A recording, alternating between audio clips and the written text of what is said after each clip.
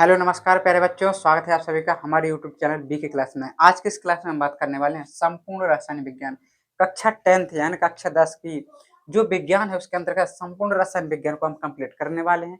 इसलिए आज की क्लास जो होने वाली है बहुत ही ज्यादा महत्वपूर्ण होने वाली है। इसलिए हम यानी आपके बी के सर मेगा मैराथन क्लास लेकर आए हैं। इस क्लास के अंतर्गत संपूर्ण रसायन विज्ञान को हम कंप्लीट करने वाले हैं, तो वीडियो के अंत तक बने रहना है और एक भी क्वेश्चन स्किप मत करना, क्योंकि ये जो क्वेश्चन हम करा रहे हैं बिल्कुल यही डिट्टो तुम्हारे 2026 के एग्जाम में आने वाले हैं। ठीक है, तो अगर कोई बच्चा हमारे यूट्यूब चैनल पर नए हैं तो यूट्यूब चैनल को सब्सक्राइब करें एवं अपने दोस्तों में शेयर करना ना भूलें। इसी के साथ हम अपना वीडियो शुरू करते हैं। चलिए चलिए समझते हैं। पहले जो रसायन विज्ञान में हम डिस्कस करेंगे बहुविकल्पी क्वेश्चनों के बारे में। बहुविकल्पी क्वेश्चन जो है वो कितने अंक का आता है? तो 1 नंबर का आता है मेरे प्यारे बच्चों। कितने नंबर का आता है? 1 अंक का आता है बहुविकल्पी क्वेश्चन। इसमें एक क्वेश्चन पूछा जाएगा, 4 विकल्प दिए जाएंगे, 4 में से एक तुम्हें सही करना होगा। पहला क्वेश्चन क्या दिया है? पहला क्वेश्चन दिया है प्रश्न 1 में क्या दिया है, नीचे दी गई अभिक्रिया के संबंध में कौन सा कथन असत्य है? कौन सा कथन असत्य है? यहाँ पे देखना बहुत जरूरी होता है कि सत्य पूछ रहा है या असत्य पूछ रहा है। ठीक है, यह क्वेश्चन कब आया है? यूपी बोर्ड एग्जाम 2022 में पूछा गया प्रश्न है। इसके विकल्पों पे चर्चा करेंगे। इसके जो विकल्प हैं ये दिए गए हैं। इसके विकल्प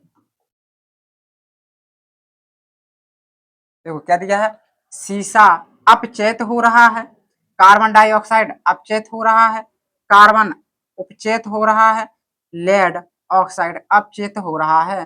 तो हमारा इसका जो करेक्ट आंसर हो जाएगा वो सीसा अपचेत भी हो रहा है और कार्बन डाइऑक्साइड अपचेत हो रहा है। तो वहां पूछा था कौन सा कथन असत्य है, तो कौन सा कथन हो जाएगा?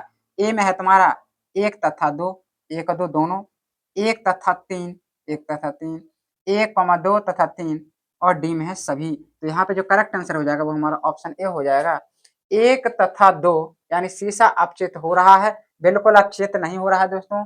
कार्बन डाइऑक्साइड अपचेत हो रहा है? बिल्कुल नहीं हो रहा है। यहाँ पे यही पूछा गया था कौन सा असत्य है, सत्य नहीं पूछा गया था। इस चीज को ध्यान देना है। नेक्स्ट क्वेश्चन, नेक्स्ट क्वेश्चन ये रहा। आज की जो क्लास में होने वाले हैं वो बहुत ही ज्यादा इंपॉर्टेंट होने वाले क्वेश्चन, तो एक भी क्वेश्चन को स्किप बिल्कुल मत करना। लिखा है Fe2O3 प्लस के 2Al अभिक्रिया का तीर है Al2O3 प्लस के 2Fe। ये क्वेश्चन दिया गया है, कह रहा ऊपर दी गई अभिक्रिया किस प्रकार की है? पूछा गया है यूपी बोर्ड एग्जाम में 2019 में, 2023 में पूछा गया क्वेश्चन है। पहला ऑप्शन दिया है संयोजन अभिक्रिया, दूसरा दिया है द्वि विस्थापन अभिक्रिया, तीसरा है वियोजन अभिक्रिया, डी नंबर है विस्थापन अभिक्रिया। तो दोस्तों थोड़ी चर्चा कर लेते हैं कि जो ऑप्शन ये दिया है संयोजन अभिक्रिया क्या कहलाती है। संयोजन अभिक्रिया की अगर बात करें हम, तो संयोजन जो अभिक्रियाएं होती हैं वो अभिक्रियाएं कहलाती हैं जिनमें दो अभिकारक अभिकारक मीन्स होते हैं जो अभिक्रिया के पहले लिखे रहते हैं। ये क्या कहलाते हैं हमारे? अभिकारक कहलाते हैं। क्या कहलाते हैं? अभिकारक। और जो अभिक्रिया के फलस्वरूप बनते हैं उनको कहते हैं हम उत्पाद। तो जब दो अभिकारक परस्पर क्रिया करके एक नया उत्पाद बनाते हैं तो उन्हें संयोजन अभिक्रिया कहते हैं। क्या दोनों मिलकर एक उत्पाद बना रहे हैं? बिल्कुल नहीं बना रहे हैं, तो ये हमारा गलत हो जाएगा। द्वि विस्थापन में होता है कि जब दो उत्पाद जिनमें आयन उपस्थित हो, क्या हो? आयन उपस्थित हो, जैसे Na+ Cl-, जब आयन उपस्थित हों और दो आयन परस्पर मिलकर एक नया उत्पाद बनाते हैं तो ऐसे अभिक्रियाओं को कहते हैं द्वि विस्थापन। तो यहाँ पे आयन भी नहीं है, तो यहाँ पे ये अभिक्रिया गलत है। वियोजन अभिक्रिया कहलाती है जब दो अभिकारक परस्पर क्रिया करके दो या दो से अधिक भागों में टूट जाते हैं, यानी टूटना, विघटित होना, ये कहलाता है वियोजन अभिक्रिया। तो यहाँ पे करेक्ट आंसर हो जाएगा हमारा, करेक्ट आंसर हो जाएगा हमारा विस्थापन अभिक्रिया। विस्थापन अभिक्रिया क्या कहलाती हैं?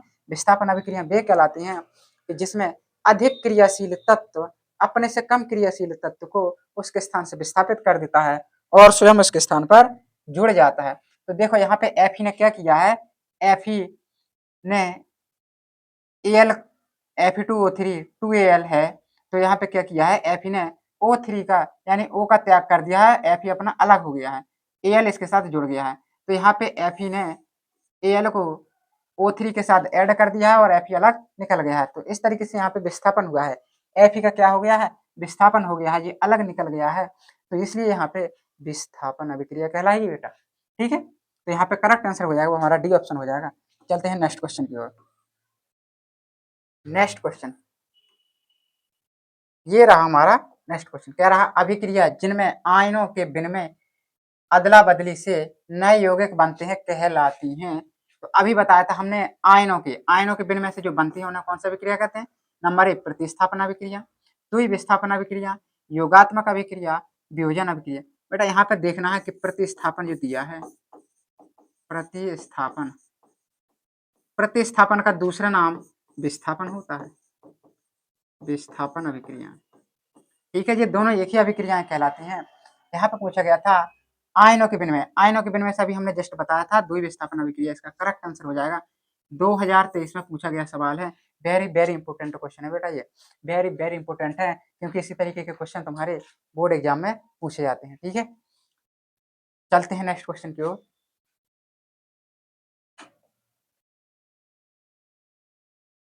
नेक्स्ट क्वेश्चन ये रहा तुम्हारा नेक्स्ट क्वेश्चन, कह रहा कार्बन को वायु में जलाने पर कार्बन डाइऑक्साइड का बनना उदाहरण है।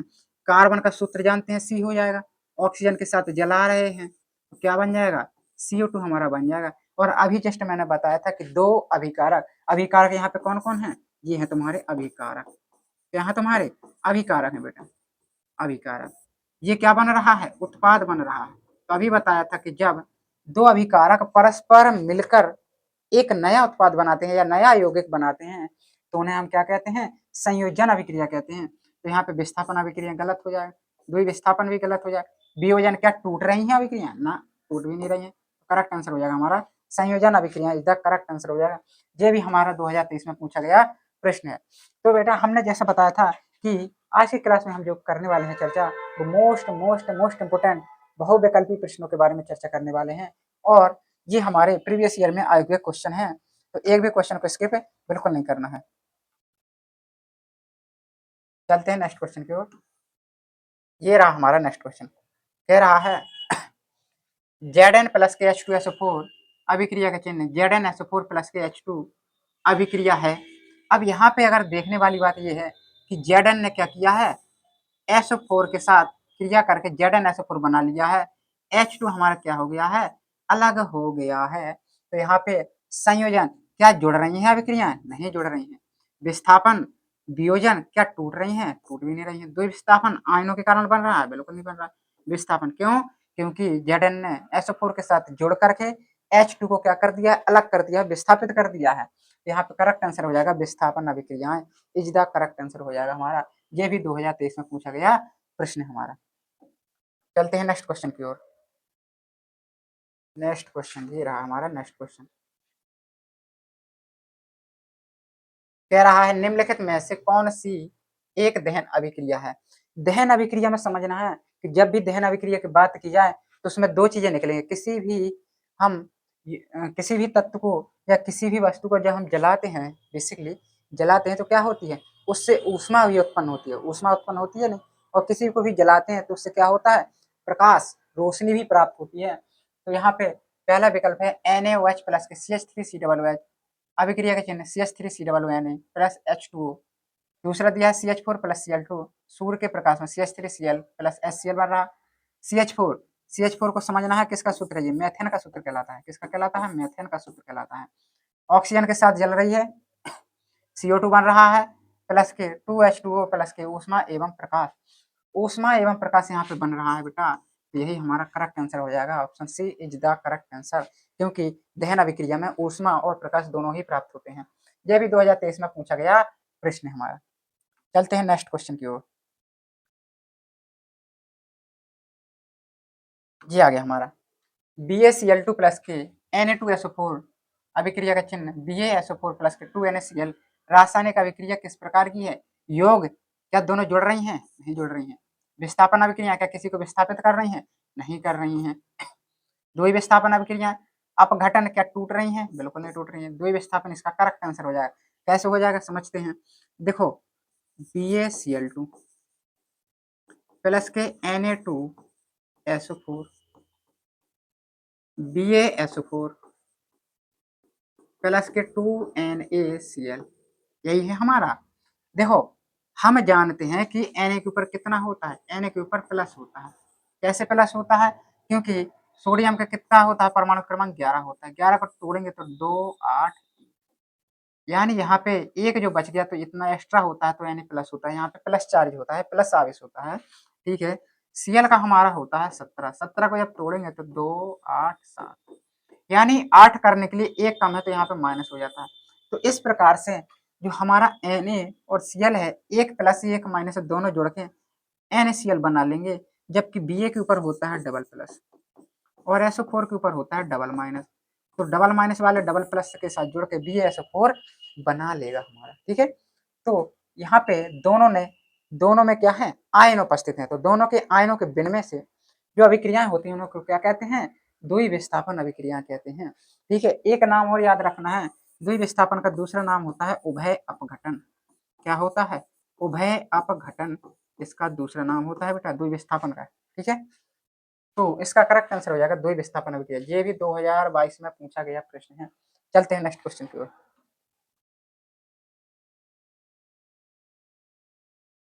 ये रहा हमारा नेक्स्ट क्वेश्चन। Fe2O3 प्लस के 2Al अभिक्रिया के चिन्ह Al2O3 प्लस के 2Fe, यह अभिक्रिया किस प्रकार की है?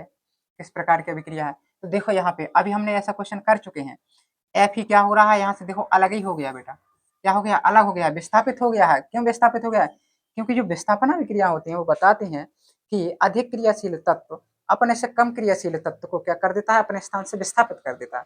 क्या कर देता है? विस्थापित कर देता है, अलग कर देता है उसको। ठीक उसी तरीके से जिस तरीके से आजकल के जो समाज है, समाज में छोटे व्यक्तियों की कोई इज्जत नहीं होती है, जो गरीब है उनकी कोई इज्जत नहीं होती है, बड़े आदमी उनको वैसे ही दुत्कार देते हैं। ठीक इसी तरीके से यहाँ पे जो होता है, अधिक क्रियाशील तत्व अधिक बलशाली होता है, जो वो अपने से कम जो क्रियाशील तत्व है उसको अलग कर देता है। ठीक है। तो यहाँ पे Fe क्या हो गया, एल Fe अलग हो गया है, एल जुड़ गया है, तो यहाँ पे कौन सा हो जाएगा, विस्थापन अभिक्रिया का करेक्ट आंसर हो जाएगा। वियोजन गलत हो जाएगा, संयोजन गलत हो जाएगा, द्वि विस्थापन, क्योंकि ना तो यहाँ पे आयनों की विनिमय हो रहा है, ना ही वियोजित हो रहे हैं, टूट रहे हैं, और ना ही जुड़ रहे हैं। यहाँ पे क्या हो जाएगा, विस्थापन अभिक्रिया करेक्ट आंसर है। 2022 में पूछा गया क्वेश्चन है हमारा। नेक्स्ट क्वेश्चन, नेक्स्ट क्वेश्चन ये रहा। रासायनिक समीकरण BaCl2 जली, H2SO4 जली, BaSO4 ठोस, 2HCl जली है। योगात्मक अभिक्रिया, योगात्मक अभिक्रिया कहलाता है दोनों जुड़ रही हैं क्या? बिल्कुल नहीं जुड़ रही बेटा। निराकरण भी नहीं हो रहा है, अवक्षेप अभिक्रिया इनमें से कोई नहीं। अब देखो अवक्षेपण यहाँ पे आई है नई अभिक्रिया। तो अवक्षेपण बता दें कि जब दो अभिकारक परस्पर क्रिया करके जब उत्पाद बनाते हैं तो उसमें ठोस ठोस अभिलेय का निर्माण होता है, जिसको हम कह देते हैं अवक्षेप। यानी कि जिसमें अवक्षेप का निर्माण हो, अवक्षेप बने, उसको कहते हैं अवक्षेपण अभिक्रिया। तो यहाँ पे ठोस BaSO4 बन रहा, तो यहाँ पे करेक्ट आंसर हो जाएगा अवक्षेपण अभिक्रिया। ये हमारा 2022 में आया हुआ प्रश्न है बेटा। ठीक है। आशा करता हूँ कि आप लोगों के कॉन्सेप्ट क्लियर होते जा रहे होंगे। जो भी डाउट हुआ करें कमेंट कर दिया करें। ठीक है। चलते हैं। दी गई अभिक्रिया SO4 SO2 plus 2H2S 2H2O3S में अपचायक, अपचायक यहाँ पे पूछा गया है, 2019 में पूछा गया प्रश्न है। तो यहाँ पे हमारा अपचायक हो जाएगा H2S is the correct answer हो जाएगा। H2S जो हो जाएगा यहाँ पे अपचायक का काम कर रहा है। ठीक है। चलते हैं नेक्स्ट क्वेश्चन।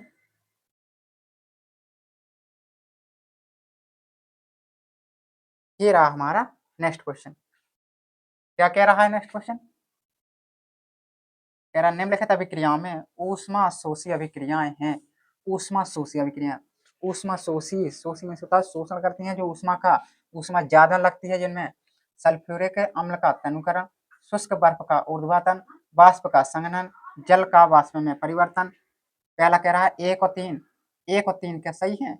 केवल 2, केवल 3, 2 और 4। देखो यहाँ पे जो देखने वाली बात ये है कि शुष्क बर्फ, बर्फ को जब ऊर्ध्वातन कहलाता है, बर्फ को वाष्प के रूप में परिवर्तित करना। जब बर्फ को हम गलाएंगे तो क्या होगी, ज्यादा ऊष्मा लगेगी, यानी ऊष्मा का क्या होगा, अवशोषण होगा, शोषण होगा। तो यहाँ पे जो करेक्ट आंसर हो जाएगा, यहाँ पे शुष्क बर्फ का ऊर्ध्वातन और जल का वाष्प में परिवर्तन। ये हमारा करेक्ट आंसर हो जाएगा। 2 और 4 कौन से में है? Option number D is the correct answer. क्योंकि वाष्प का संघनन यानी होगा कि जो वाष्प है उसको बर्फ में बगाना, तो ये हमारा गलत हो जाएगा ये दोनों। ठीक है, यहाँ पे जो सबसे ज्यादा ऊष्मा लगेगी वो किसमें लगेगी?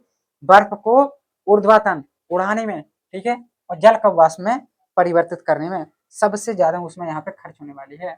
ठीक है, तो ये हमारा करेक्ट आंसर हो जाएगा। 2019 में पूछा गया ये क्वेश्चन है हमारा। चलते हैं नेक्स्ट क्वेश्चन। ये रहा हमारा नेक्स्ट क्वेश्चन। क्या कह रहा है? रासायनिक अभिक्रिया 2FeCl3 plus 2H2O plus Y अभिक्रिया का चिन्ह 2FeCl2 plus H2SO4 plus 2HCl में Y है। 2018 में पूछा गया प्रश्न है। पहला विकल्प है S, दूसरा है H2S, तीसरा है SO4, SO2, डी नंबर में है Cl2। अब देखने वाली बात यहाँ पे ये है कि इस अभिक्रिया को ध्यान से देखेंगे। जो अभिकारक है, अभिकारक में ध्यान से देखेंगे और उत्पाद में ध्यान से देखेंगे। उत्पाद में देखने वाली बात यह है कि यहाँ पे एस आया है हमारा, क्या यहाँ पे कहीं पे एस दिख रहा है? वाई का मान चाहिए, नहीं दिया है, तो हमारा एस तो आना ही आना है विकल्प में, यहाँ पे तो एस दिया ही नहीं है, तो ये विकल्प तो टोटली गलत हो जाएगा। अब हमने एस देखा कि एस तो चाहिए चाहिए हमें। अब और क्या देखने वाली बात है? और देखने वाली बात ये है कि यहाँ पे सीएल कितने हैं तुम्हारे? 3 है। यहाँ पे कितने हैं तुम्हारे? एक यहाँ पे है, 2 यहाँ पे, तो 3 है, ये पूरे हो गए। एच देखो, एच कितने हैं यहाँ पे? 2 2 4 एच हैं, 2 यहाँ पे हो गए, 2 यहाँ पे हो गए, तो 4 एच यहाँ पे भी हो गए, कंप्लीट हो गए। ओ यहाँ पे देखो 2 ओ है यहाँ पे कितने हैं? 4 हैं, तो यानी 2 और कम है, यानी SO2 इसका करेक्ट आंसर हो जाएगा।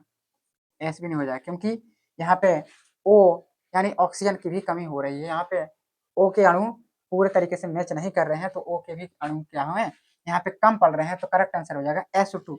अगर हम यहाँ पे SO2 रख दें तो अभिक्रिया हमारी संतुलित हो जाएगी। क्या हो जाएगी? संतुलित हो जाएगी अभिक्रिया हमारी। चलते हैं नेक्स्ट क्वेश्चन की।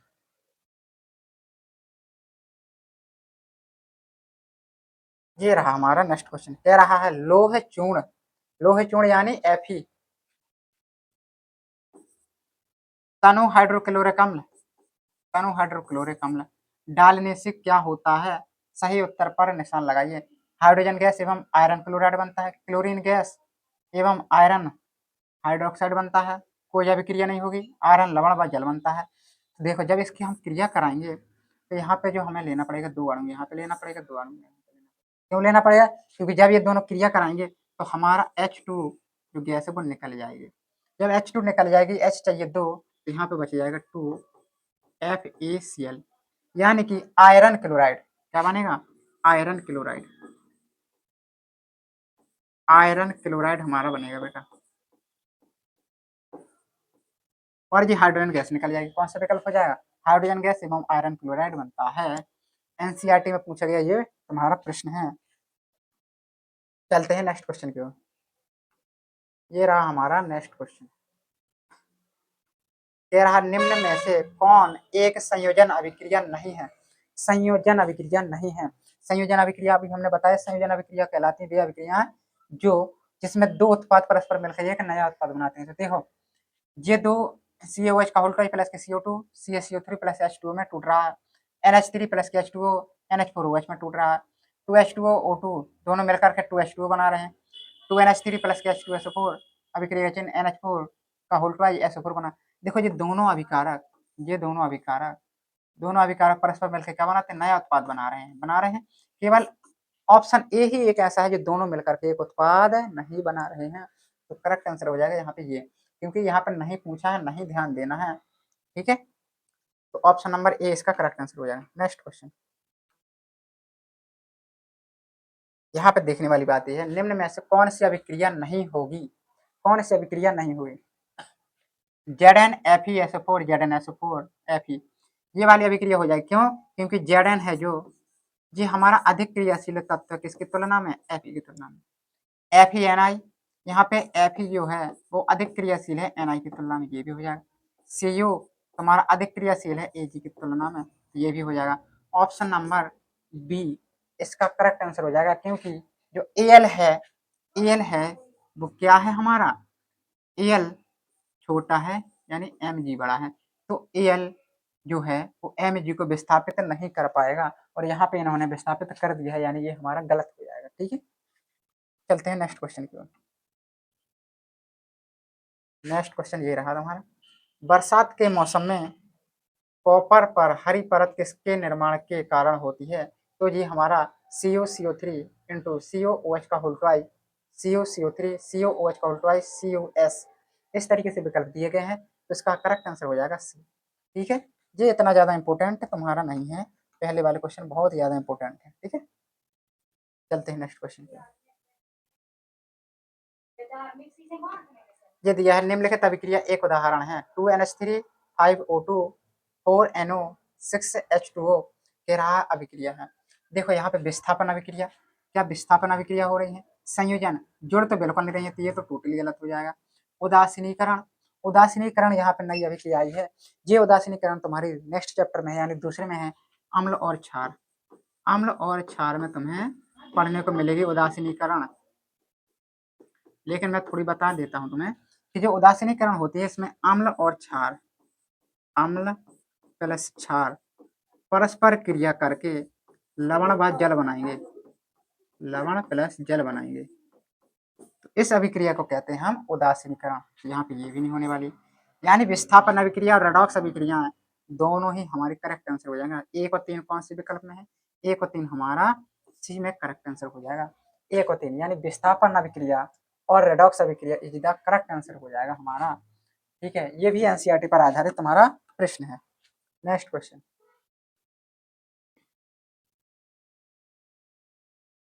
निम्नलिखित में से ऊष्माक्षेपी प्रक्रम है। ऊष्माक्षेपी, जल की बिना बुझे चूने से क्रिया, एक अम्ल का तनुकरण, जल का वाष्पीकरण, कपूर कोष्ठक में क्रिस्टल का ऊर्ध्वाधन। ए में दिया है 1 एवं 2, 1 और 2 दोनों, 2 और 3, 2 और 3, 1 और 4, 3 और 4। तो यहाँ पे देखो, यहाँ पे जो ऊष्माक्षेपी, ऊष्माक्षेपी होगा, अभी हमने पढ़ा था जल का वाष्पीकरण, जल का वाष्पीकरण क्या हो जाएगा? सही नहीं होगा। तो यहाँ पे देखो जो सही हमारा आंसर होगा क्या हो जाएगा? जल के बिना बुझे हुए चूने से क्रिया और जल का वाष्पीकरण, यानी 1 और 3 हमारा क्या हो जाएगा? करेक्ट आंसर हो जाएगा। 1 और 3 हमारा कौन से विकल्प में है? 1 मिनट, यहाँ पे ऊष्माक्षेपी, जल के बिना बुझे हुए चूने के साथ क्रिया और ऊर्ध्वाधन, जल का वाष्पीकरण।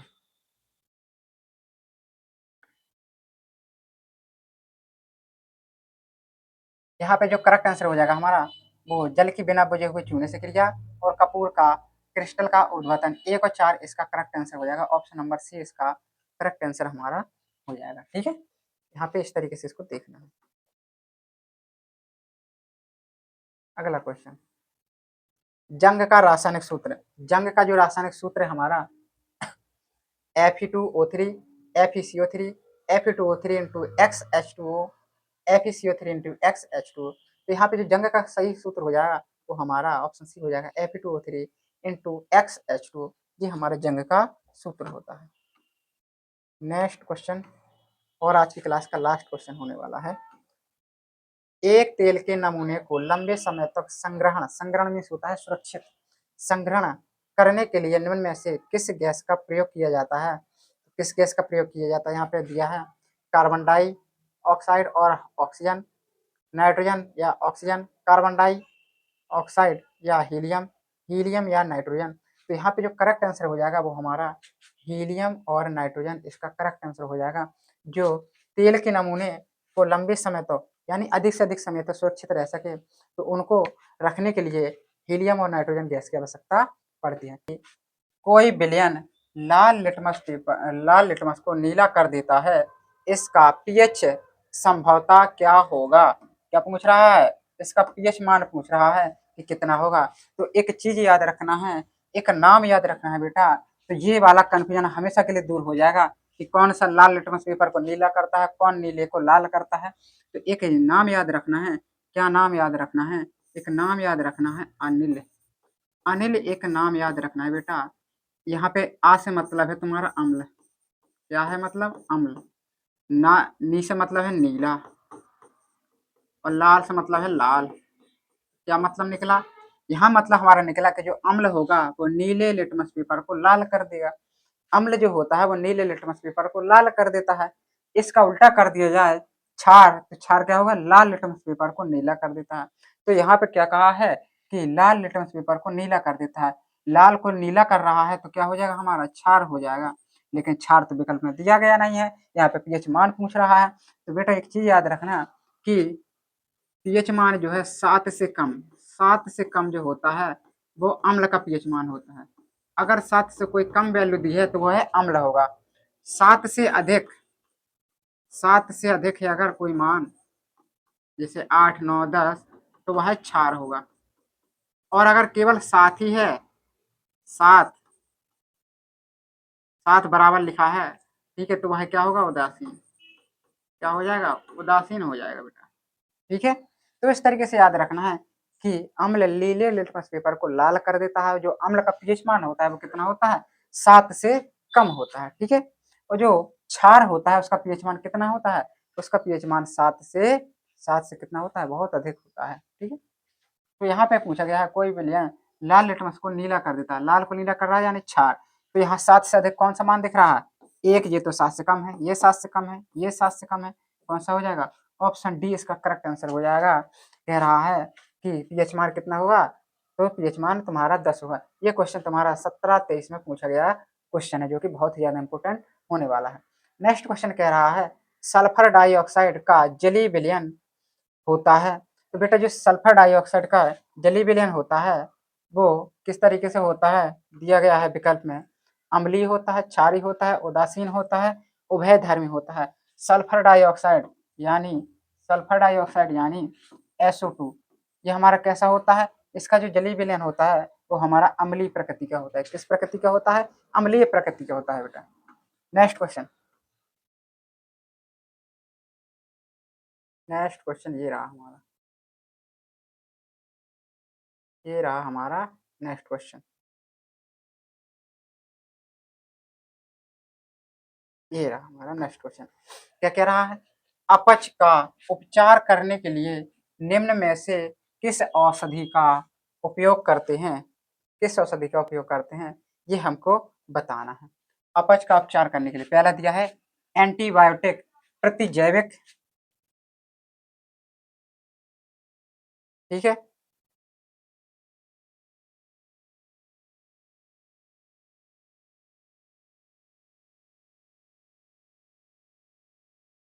चलिए, तो एंटीबायोटिक प्रतिजैविक, एनाल्जेसिक पीड़ाहारी, सी नंबर में एंटासिड प्रति अम्ल, एंटीसेप्टिक, क्या लिखा है, प्रतिरोधी। ठीक है, तो यहाँ पे जो अपच का उपचार करने के लिए प्रयोग किया जाता है, यहाँ पे एंटासिड या प्रतिजैविक औषधि का प्रयोग किया जाता है।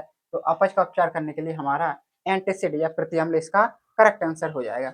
लिखा है क्षारीय विलयन का पीएच मान, अभी बताया हमने कि क्षारीय जो विलयन होता है, ये क्षारों का पीएच मान होता है, वो कितना होता है, 7 से अधिक होता है। तो यहाँ पे देखो 0 नहीं हो सकता है, 7 भी नहीं हो सकता है, 7 से कम भी नहीं हो सकता है, 7 से अधिक इसका करेक्ट आंसर हो जाएगा हमारा। अगला क्वेश्चन लिखा है दांत के इनेमल में कैल्शियम फास्फेट होता है, इसकी प्रकृति होती है। तो इसकी जो प्रकृति होती है दांतों के इनेमल में कैल्शियम फास्फेट, ठीक है, तो क्षारकीय, अम्लीय, उदासीन, उभयधर्मी। तो यहाँ पे जो सही आंसर हो जाएगा वो हमारा क्षारकीय हो जाएगा। कैसे प्रकृति होती है उसकी, क्षारकीय प्रकृति होती है बेटा। नेक्स्ट क्वेश्चन, ये रहा हमारा नेक्स्ट क्वेश्चन, पाचन के दौरान उत्पन्न जठर रस, जो हमारा बेटा जठर रस होता है उसका नाम होता है HCl। HCl जो कि हमारा क्या है, एक अम्ल है, क्या है, अम्ल है। तो जठर रस का पीएच मान पूछ रहा है, यानी अम्ल का पीएच मान पूछ रहा है। तो अम्ल का पीएच मान क्या होता है, 7 से कम, 7 से अधिक, 7 के बराबर, जीरे के बराबर। तो यहाँ पे 7 से कम होता है क्योंकि अम्ल का जो पीएच मान होता है वो 7 से कम होता है। ठीक है, तो ये हमारा करेक्ट आंसर हो जाएगा 7 से कम। नेक्स्ट क्वेश्चन, शुद्ध जल का पीएच मान, वेरी वेरी इंपोर्टेंट है बेटा, 2011, 14, 17, 18, 20, 22, 23, 24, इतना सारा पूछा गया है। एक क्वेश्चन ऑफ मुझे देता है 25 डिग्री सी ताप पर शुद्ध जल का पीएच मान। तो शुद्ध जल का जो पीएच मान होता है वो हमारा कितना होता है, 7 होता है शुद्ध जल का पीएच मान। ठीक है, इसके बाद H2SO4 के जलीय विलयन का पीएच मान। यहाँ पे देखने वाली बात यह है, लिखा है H2SO4, H2SO4, H2SO4 को जब तोड़ोगे तो 2H प्लस प्लस के SO4 का डबल माइनस इस तरीके से टूट जाएगा, यानी यहाँ पे हमारा H प्लस आयन आ रहा है, और H प्लस जब आयन आता है तो कैसा होता है, अम्लीय की क्षारीय, तो अम्लीय होता है। अगर H प्लस आयन है तो वो क्या हो जाएगा, अम्लीय, क्या हो जाएगा, अम्लीय हो जाएगा। और अगर OH माइनस आयन है, OH माइनस आयन है, OH माइनस आयन है तो कैसा हो जाएगा, वो क्षारीय हो जाएगा। क्या हो जाएगा, क्षारीय विलयन। यहाँ पे H2SO4 कैसा हो जाएगा, अम्लीय हो जाएगा, और अम्लीय का पीएच मान कितना होता है, 7 से कम होता है। ये हमारा करेक्ट आंसर हो जाएगा। नेक्स्ट क्वेश्चन, नेक्स्ट क्वेश्चन हमारा ये रहा, तेरा हाइड्रोजन आयन H प्लस की प्रकृति अभी बताया है, H प्लस आयन की प्रकृति कैसी होती है, अम्लीय होती है। जल को जीवाणु रहित बनाने के लिए उपयोगी पदार्थ, जल को जीवाणु रहित बनाने के लिए प्रयोग किया जाता है धावन सोडा, फटकारी, बेकिंग सोडा, विरंजक चूर्ण। तो यहाँ पे करेक्ट आंसर हो जाएगा तुम्हारा विरंजक चूर्ण, हमारा करेक्ट आंसर हो जाएगा। ठीक है, 2020 से 2023 में पूछा गया प्रश्न है ये तुम्हारा। ठीक है, 1 बिलियन में हाइड्रोक्साइड आयन का सांद्रण 1 गुणा 10⁻12 मोल लीटर इनवर्स है, इस बिलियन का पीएच मान होगा। ये हमारा क्वेश्चन पूछा गया है, ये हमारा क्वेश्चन पूछा गया है। तो कैसे करेंगे, तेरा 1 बिलियन में हाइड्रोक्साइड आयन, हाइड्रोक्साइड आयन का मतलब हो गया हमारा OH माइनस आयन, कितना दिया है, OH माइनस आयन कितना दिया है, 1 गुणा 10⁻12। ठीक है, H प्लस आयन का मान निकाल लेंगे हम, कैसे निकालेंगे, H प्लस का सूत्र होता है H प्लस OH माइनस बराबर 1 गुणा 10⁻14। तो यहाँ पे H प्लस निकालेंगे, ये OH बटे में चला जाएगा, OH माइनस बटे में चला जाएगा, H प्लस कितना मान है, 1 गुणा 10⁻14, इसका मान कितना दिया है, 1 गुणा 10⁻12, ऊपर जाएगा तो कितना हो जाएगा, ऊपर जाएगा तो हो जाएगा 1 गुणा 10⁻2, यानी H प्लस का जो मान आया वो हमारा कितना आया, 10⁻2 आया।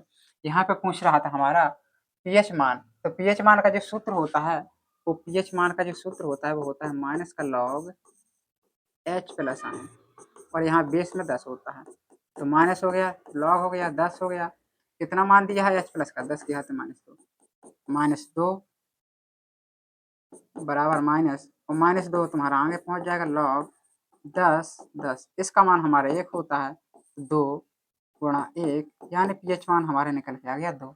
कौन सा विकल्प दिख रहा है, विकल्प नंबर ए इसका करेक्ट आंसर हो जाएगा। जो इसका पीएच मान होगा वो कितना हो जाएगा, 2 हो जाएगा इसका करेक्ट आंसर। इस तरीके से तुम्हें लगाना है सब। नेक्स्ट क्वेश्चन,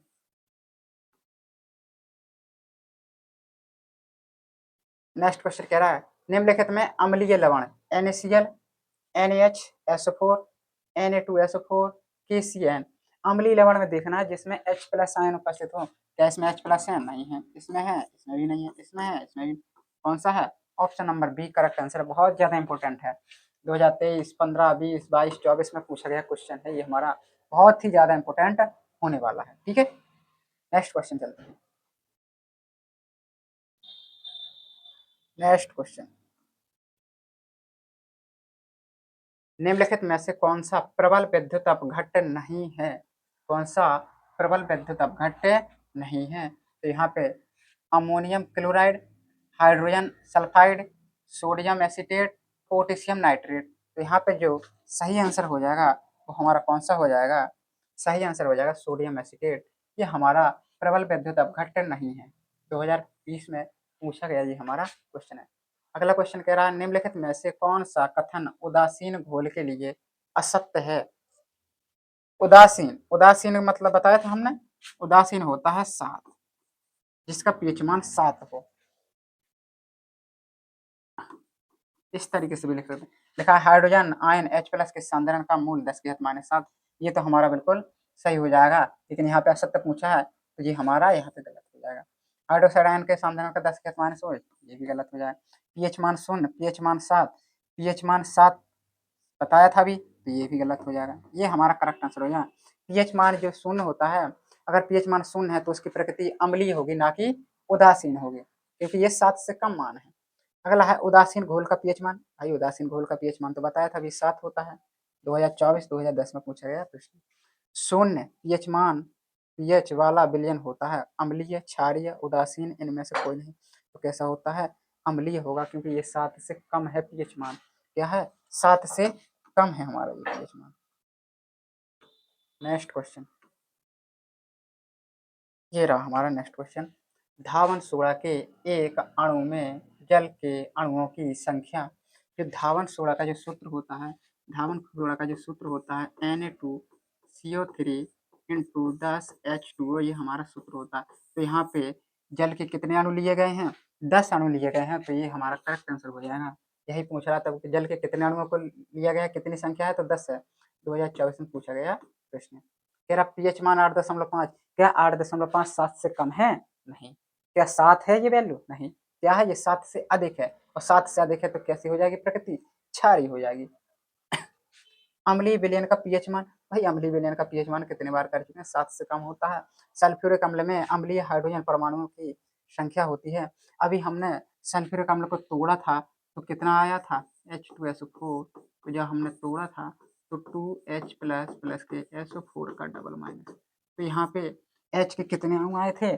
2 आए थे। तो कौन सा हो जाएगा? सल्फ्यूरिक अम्ल में हाइड्रोजन परमाणु की संख्या हो जाएगी, वो कितनी हो जाएगी? 2 हो जाएगी। नेक्स्ट क्वेश्चन, निम्नलिखित में दुर्बल अम्ल है। निम्नलिखित में दुर्बल अम्ल है HCl, HCN, HNO3, H2SO4। तो HCN हमारा दुर्बल अम्ल हो जाएगा। एक विलयन का पीएच मान 5। अरे भाई पीएच मान 5 है, ये 7 से कम ना है, 7 से कम है तो क्या हो जाएगा? अम्लीय हो जाएगा। अम्ल एवं क्षारक की अभिक्रिया से प्राप्त होता है। अम्ल और क्षार जब परस्पर क्रिया करते हैं तो लवण व जल बनाते हैं। इस क्रिया को उदासीनीकरण अभिक्रिया भी कहते हैं। ठीक है, तो यहाँ पे कहाँ दिया है? लवण व जल, ये दिया है। ऑप्शन नंबर डी इसका करेक्ट आंसर हो जाएगा। नेक्स्ट क्वेश्चन, ये रहा है किसी विलयन का पीएच 7 है। अरे भाई पीएच 7 है तो कैसा हो जाएगा? अम्लीय, क्षारीय, उदासीन, इनमें से कोई नहीं। ऐसा उदासीन हो जाएगा क्योंकि 7 है। विरंजक चूर्ण पर तनु सल्फ्यूरिक अम्ल की अभिक्रिया से कौन सी गैस निकलेगी? यहाँ पे ध्यान देने वाली बात यह है, विरंजक चूर्ण का जो सूत्र होता है वो क्या होता है? CaOCl2 और H2SO4, ये हमारा सल्फ्यूरिक अम्ल का होता है। तो यहाँ देखने वाली बात यह है कि यहाँ पे क्या है? Cl2 है, तो ऑफिशियली हमारी जो गैस निकलेगी वो कौन सी निकलेगी? Cl2, यानी क्लोरीन गैस बाहर निकल जाएगी सभी क्रिया के पश्चात। एक विलयन नीले लिटमस को लाल कर रहा है। भाई साहब नीले को लाल कर रहा है तो कौन सा हो जाएगा? नीले को अगर लाल कर रहा है तो वह अम्ल हो जाएगा। क्या हो जाएगा? अम्ल हो जाएगा। और अम्ल का जो पीएच मान होता है वो कितना होता है? 7 होता है? नहीं, 8, 10, ये सब गलत हो जाएगा। क्यों?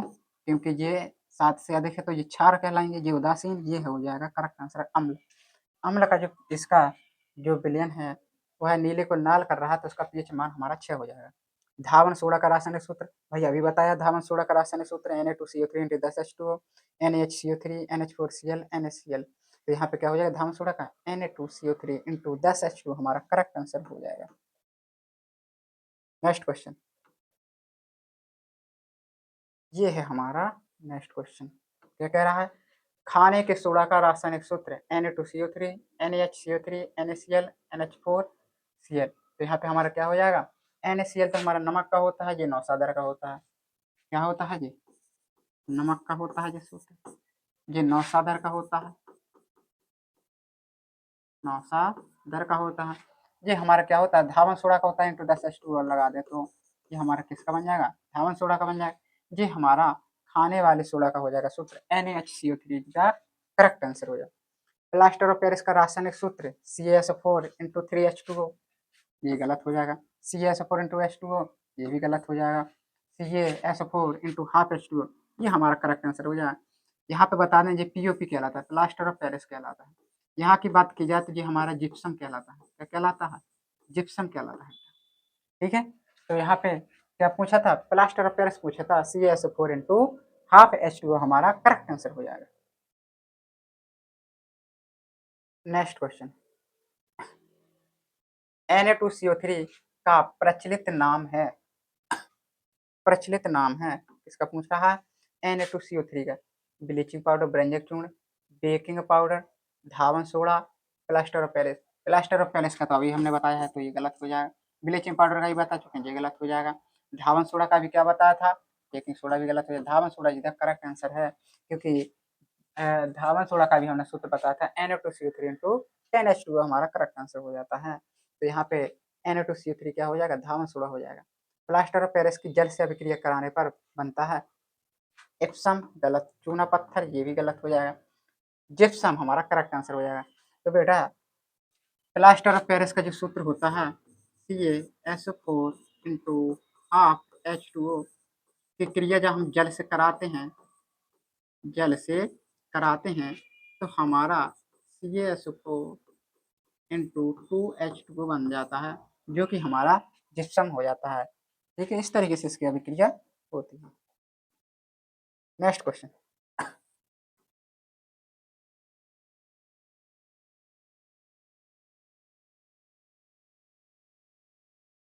ये रहा हमारा नेक्स्ट क्वेश्चन। एक हाइड्रोक्लोरिक अम्ल की शक्ति 10 की घात -2 है। इस विलयन का पीएच मान, अभी हमने बताया था पीएच मान का फॉर्मूला क्या होता है। पीएच मान का, पीएच मान का जो सूत्र होता है, माइनस का लॉग H प्लस आयन। तो यहाँ पे कितना दिया है, अम्ल की शक्ति, यानी अम्ल का समीकरण क्या दिया, अम्ल में क्या होता है, H प्लस ही तो होता है, लॉग 10। कितना दिया है, 10 की घात -2। तो इसका पीएच मान कितना हो जाएगा, इसका मान 1 होता है, तो यहाँ पे 2 इसका करेक्ट आंसर हो जाएगा। पीएच मान कितना हो जाएगा, 2। कौन सा विकल्प है, ऑप्शन नंबर बी इसका करेक्ट आंसर हो जाएगा। 2018 में पूछा गया क्वेश्चन है ये तुम्हारा। ठीक है, चलते हैं नेक्स्ट क्वेश्चन की ओर।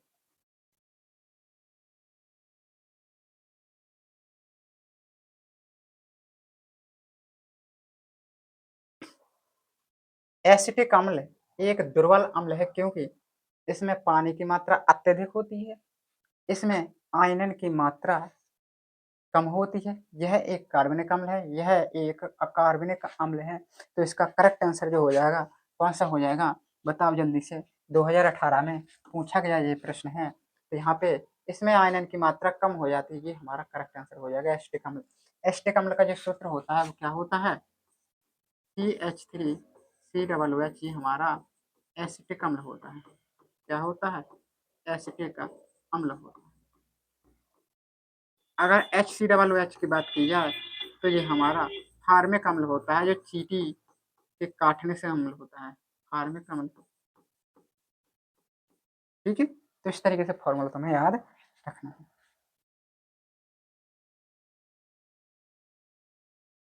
नेक्स्ट क्वेश्चन कह रहा है, किसी विलयन का पीएच मान 3 है। अरे भाई 3 है, पूछा है 3, बताओ 3 क्या 7 से कम है, या 7 से अधिक है, या 7 के बराबर है। तो यहाँ पे जो 3 है वो 7 से कम है, और 7 से कम है तो कैसा हो जाएगा, अम्लीय, इसका करेक्ट आंसर हो जाएगा। क्षारक के साथ हल्दी का, क्षारक के साथ हल्दी का रंग कह रहा पीला हो या नारंगी, भूरा, लाल, अपरिवर्तित रहेगा। तो यहाँ पे क्षारक का हल्दी के साथ, हल्दी क्या है हमारा सूचक है, कैसा सूचक है, और प्राकृतिक सूचक है। तो इसका जो कलर हो जाएगा क्षार के साथ भूरा लाल हो जाएगा हमारा। अम्लीय वर्षा के जल का संभावित पीएच मान, संभावित पीएच मान किसका पूछ रहा है, अम्लीय वर्षा का पीएच मान पूछ रहा है। 5.2, 6.2, 7.2, 8.2, क्या पूछ रहा है, अम्लीय वर्षा। अम्लीय वर्षा का पीएच मान, तो देखो ये तो 7 से अधिक है, तो ये दो तो हो ही नहीं सकते हैं, इनमें तो जान जान के मारना ही नहीं। क्या हो जाएगा, 5.2 इसका करेक्ट आंसर हो जाएगा।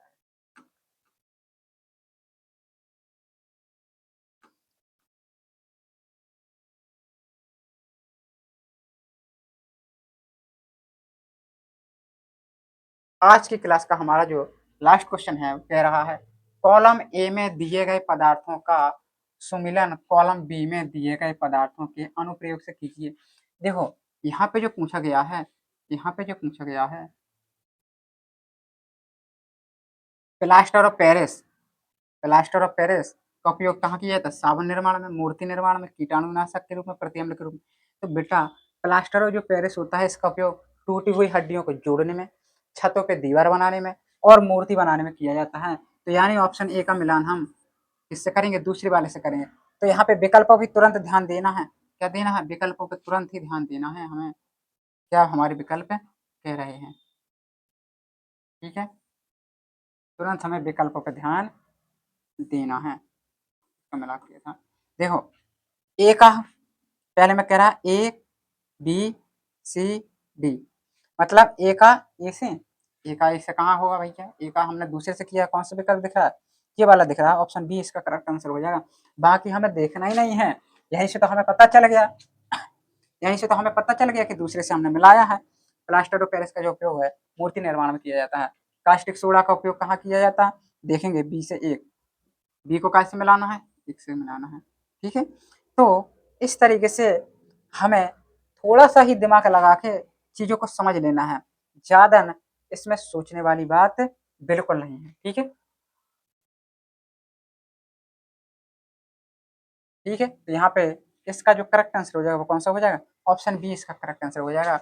ये तुम्हारा 2023 में पूछा गया प्रश्न है, बहुविकल्पी प्रश्न उत्तर में है। निम्नलिखित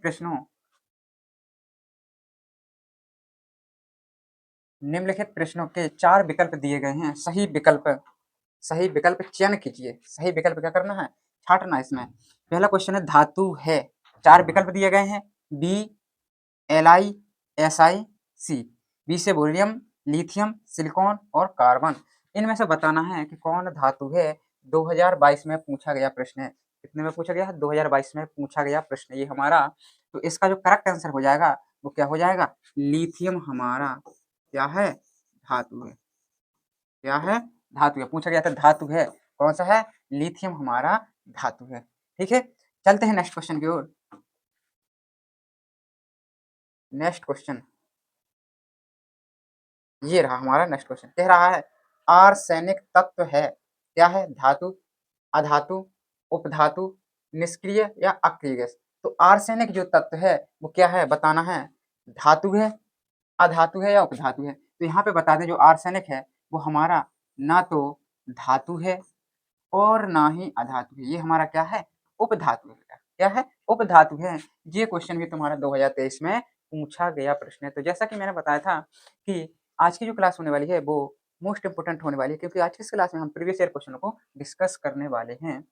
नेक्स्ट क्वेश्चन कह रहा है निम्नलिखित में क्षार धातु है, निम्नलिखित में क्षार धातु है। पहला कह रहा है Na sodium, Fe, Mg, Au।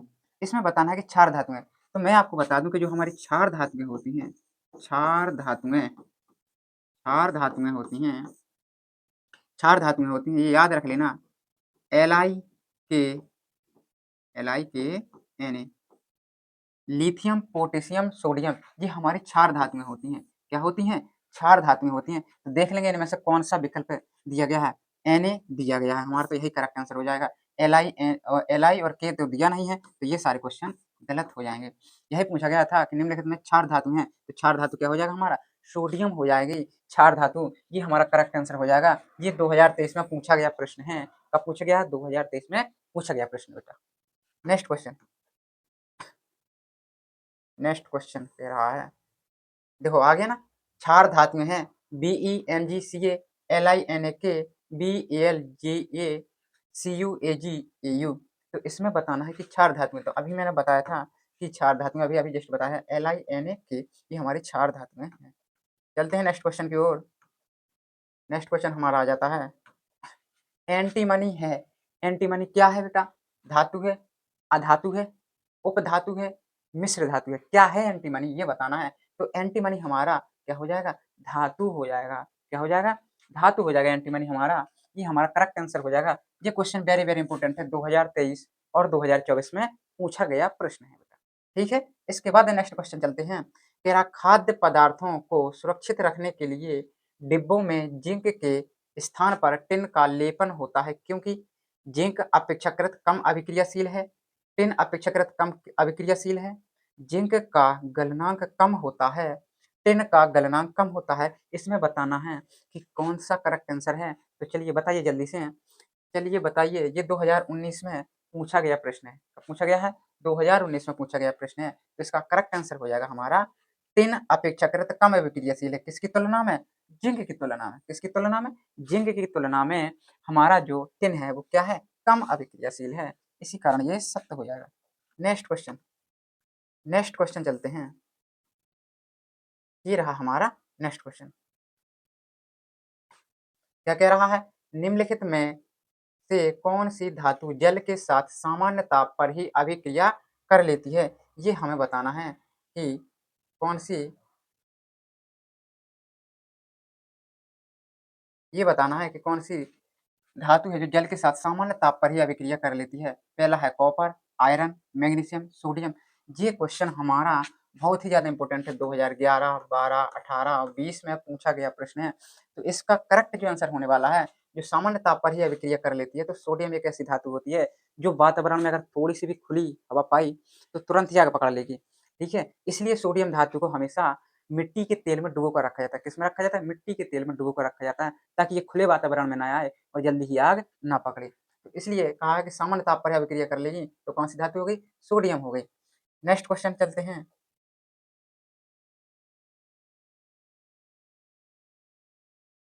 ये रहा हमारा नेक्स्ट क्वेश्चन, कह रहा है एल्यूमीनियम की सतह पर ऑक्सीजन परत कहलाती है। एल्यूमीनियम क्या है? हमारी धातु है। इसकी सतह पर किसकी परत कह रहा है? ऑक्सीजन की परत कहलाती है। क्या कहलाती है? एनोडिंग, कैटिनेशन, बेसेमरीकरण, इनमें से कोई नहीं, यानी नन ऑफ दीज। इस तरीके से भी लिखा हो सकता है। इसका मतलब होता है नन ऑफ दीज, इनमें से कोई नहीं। तो यहाँ पे जो करेक्ट आंसर होने वाला है, एनोडिंग हमारा करेक्ट आंसर होने वाला है। ये भी 2022 में पूछा गया प्रश्न है बेटा। ठीक है, तो इसको बहुत अच्छे तरीके से कंप्लीट करना, ये भी बहुत ज्यादा इंपॉर्टेंट है। नेक्स्ट क्वेश्चन कह रहा है, जस्ता धातु हाइड्रोक्लोरिक अम्ल से क्रिया करके कौन सी गैस निष्कासित करती है? जस्ता धातु, जस्ता धातु कह रहा है, जस्ता धातुएं हाइड्रोक्लोरिक अम्ल से, हमेशा हमेशा हमेशा याद रखना है कि धातुएं अम्ल से क्रिया करके हमेशा हमेशा क्या करती हैं? हाइड्रोजन गैस विस्थापित करती हैं। कौन सी गैस विस्थापित करती हैं? Hydrogen gas. कब स्थिति बनेगी? जब तुम्हारी धातु प्लस अम्ल की क्रिया किया जाए। जब धातु और अम्ल परस्पर क्रिया करते हैं तो क्या होता है? यहाँ पे तत्व बन जाएगा तुम्हारा, यहाँ पे हाइड्रोजन गैस निकल जाएगी। तो यही पूछा था कि जस्ता धातु, तो यहाँ पे धातु आ गया, हाइड्रोक्लोरिक तुम्हारा अम्ल आ गया, तो धातु अम्लों से क्रिया करके क्या करेगी? हाइड्रोजन गैस विस्थापित करेगी। तो यहाँ पे था ओजोन गलत हो जाएगा, ऑक्सीजन गलत हो जाएगा, नाइट्रोजन गलत हो जाएगा और hydrogen is the correct answer हो जाएगा। तो यहाँ पे जस्ता धातु कहा था, अगर कोई सी भी धातु कह दिया जाए, कोई सी भी धातु कह दिया जाए और अम्लों से क्रिया हो रही हो, तो हमेशा ही हाइड्रोजन गैस विस्थापित होगी या हाइड्रोजन गैस उत्सर्जित होगी। ठीक है, अगला क्वेश्चन, नेक्स्ट क्वेश्चन, निम्न में से कौन सी धातु ठंडे जल से हाइड्रोजन गैस निकालती है? ठंडे जल से हाइड्रोजन गैस निकालती है, ये बताना है। तांबा, सोना, पोटेशियम, एल्यूमिनियम। तो इसका हमारा करेक्ट आंसर हो जाएगा पोटेशियम। पोटेशियम है जो ठंडे जल से हाइड्रोजन गैस को निकालती है। यहाँ पे 2023 में पूछा गया है, 18 में पूछा गया, 23 में, 24 में। इतना ज्यादा इंपॉर्टेंट है ये क्वेश्चन, कई बार पेपर में पूछा गया है। ठीक है, तो इन क्वेश्चनों को बिल्कुल भी स्किप मत करना, इनको बिल्कुल याद कर लो। क्या कर लो? याद कर लो, बिल्कुल माइंड में छाप लो, क्योंकि ये क्वेश्चन बहुत ही ज्यादा इंपॉर्टेंट होने वाले हैं यूपी बोर्ड एग्जाम 2026 के लिए। ठीक है, नेक्स्ट क्वेश्चन, निम्न में से कौन सी धातु अम्ल से हाइड्रोजन विस्थापित करती है? अम्ल से विस्थापित करती है कौन सी धातु? अब इसमें देखना कि धातु, क्योंकि अभी बताया है ना कि धातु अम्ल से क्रिया करके हाइड्रोजन गैस विस्थापित करती है, तो देखना यहाँ पे धातु हो जाएगी, कौन सी धातु हो जाएगी? यहाँ पे हमारी जिंक हमारी धातु हो जाएगी, Zn। ठीक है, कॉपर, Hg, Ag, ये हमारे क्या है? हाइड्रोजन गैस को विस्थापित नहीं करती हैं। क्यों नहीं करती हैं? देखो यहाँ पे आ गया है हमारा Hg, ये भी क्या है? हमारा धातु है। क्या है? धातु है। लेकिन ये क्या है? हमारे जो अभिक्रियाशील श्रेणी है, धातुओं की क्रियाशील श्रेणी है, उसमें हाइड्रोजन से नीचे ये धातुएं आती हैं। कौन कौन? ये और ये क्या है? हाइड्रोजन से नीचे स्थित हैं। और जबकि हमारी अभिक्रियाशीलता की जो शर्त होती है, हाइड्रोजन से जो ऊपर स्थित धातुएं होती हैं, केवल वही हाइड्रोजन गैस को अम्ल से विस्थापित कर पाती हैं। जो हाइड्रोजन से नीचे स्थित होती हैं वो विस्थापित नहीं कर पाती हैं। तो ये सारे कुछ हमारे गलत हो जाते हैं। जबकि ये हमारे धातु हैं, यहाँ ये धातु है, लेकिन ये हाइड्रोजन से नीचे स्थित हैं। क्या है? नीचे स्थित हैं, इसलिए ये उसको विस्थापित नहीं कर पाएंगे। ये भी 2011, 13, 22 में पूछा गया प्रश्न है हमारा। ठीक है, तो यहाँ पे करेक्ट आंसर हो जाएगा हमारा Zn। Next question, next question हमारा ये रहा, निम्न में से कौन सी धातु अम्ल से हाइड्रोजन विस्थापित नहीं करती है? यहाँ पे पूछा है नहीं करती है, वो वाला बताना है। तो देखो अभी हमने बताया था कि Zn जो है वो हाइड्रोजन को विस्थापित करती है कि नहीं करती है? अभी जस्ट पहले वाला क्वेश्चन किया है तो करता है ये Zn जो धातु है ये हाइड्रोजन को विस्थापित कर देता है। यहाँ पे पूछा है नहीं करता है, तो कौन सा नहीं करता है? देखो F ही हमारा करता है क्योंकि ये हाइड्रोजन से ऊपर है, Zn क्या है हाइड्रोजन से ऊपर स्थित है। जी बेटा हम बता रहे हैं अभिक्रियाशीलता की जो श्रेणी होती है, तुमने टेबल बनाई होगी, ठीक है? तो उसमें जो होता है वो हाइड्रोजन से ऊपर स्थित धातु होती है, वे अम्ल से हाइड्रोजन को विस्थापित कर देती हैं। तो हाइड्रोजन से ऊपर स्थित धातु है Fe होती है, Zn, Mg, केवल Cu हमारा करेक्ट आंसर हो जाएगा, जो कि हमारा हाइड्रोजन से नीचे स्थित धातु है। क्या है? नीचे स्थित धातु है। तो यहाँ पे पूछा था नहीं। एक चीज याद रखना, नहीं पे बहुत ज्यादा क्वेश्चन को बहुत अच्छे तरीके से पढ़ने की आवश्यकता होती है। अगर तुमने थोड़ी सी भी लापरवाही की और जल्दी जल्दी तुमने क्वेश्चन देखा और देख लिया कि विस्थापित करती है, तो तुमने देखा Zn विस्थापित कर दिया, टिक मार दिया, वहीं गलत हो जाएगा तुम्हारा और तुम कहोगे कि हम तो सही करके आए हैं। 2014, 15, 20 में पूछा गया प्रश्न हमारा। तो इसका जो करेक्ट आंसर हो जाएगा वो क्या हो जाएगा? Cu इसका करेक्ट आंसर हो जाएगा। चलते हैं नेक्स्ट क्वेश्चन पे। अम्ल से क्रिया करके हाइड्रोजन गैस विस्थापित करने वाली धातु है। यहाँ पे पूछा है कि भाई अम्ल से जो क्रिया करे हाइड्रोजन गैस विस्थापित करे तो कौन सी धातु है? अभी पढ़ के आए हैं Zn। Zn ही तो है एक जो विस्थापित कर देती है हाइड्रोजन को। ये क्या है? PtCuAg। ये हमारी हाइड्रोजन से नीचे स्थित धातु है। क्या है? नीचे स्थित धातु है। ऊपर क्या है? हमारे हाइड्रोजन से ऊपर केवल Zn एक ही धातु दी गई है जो हमारी ऊपर स्थित धातु है। ठीक है,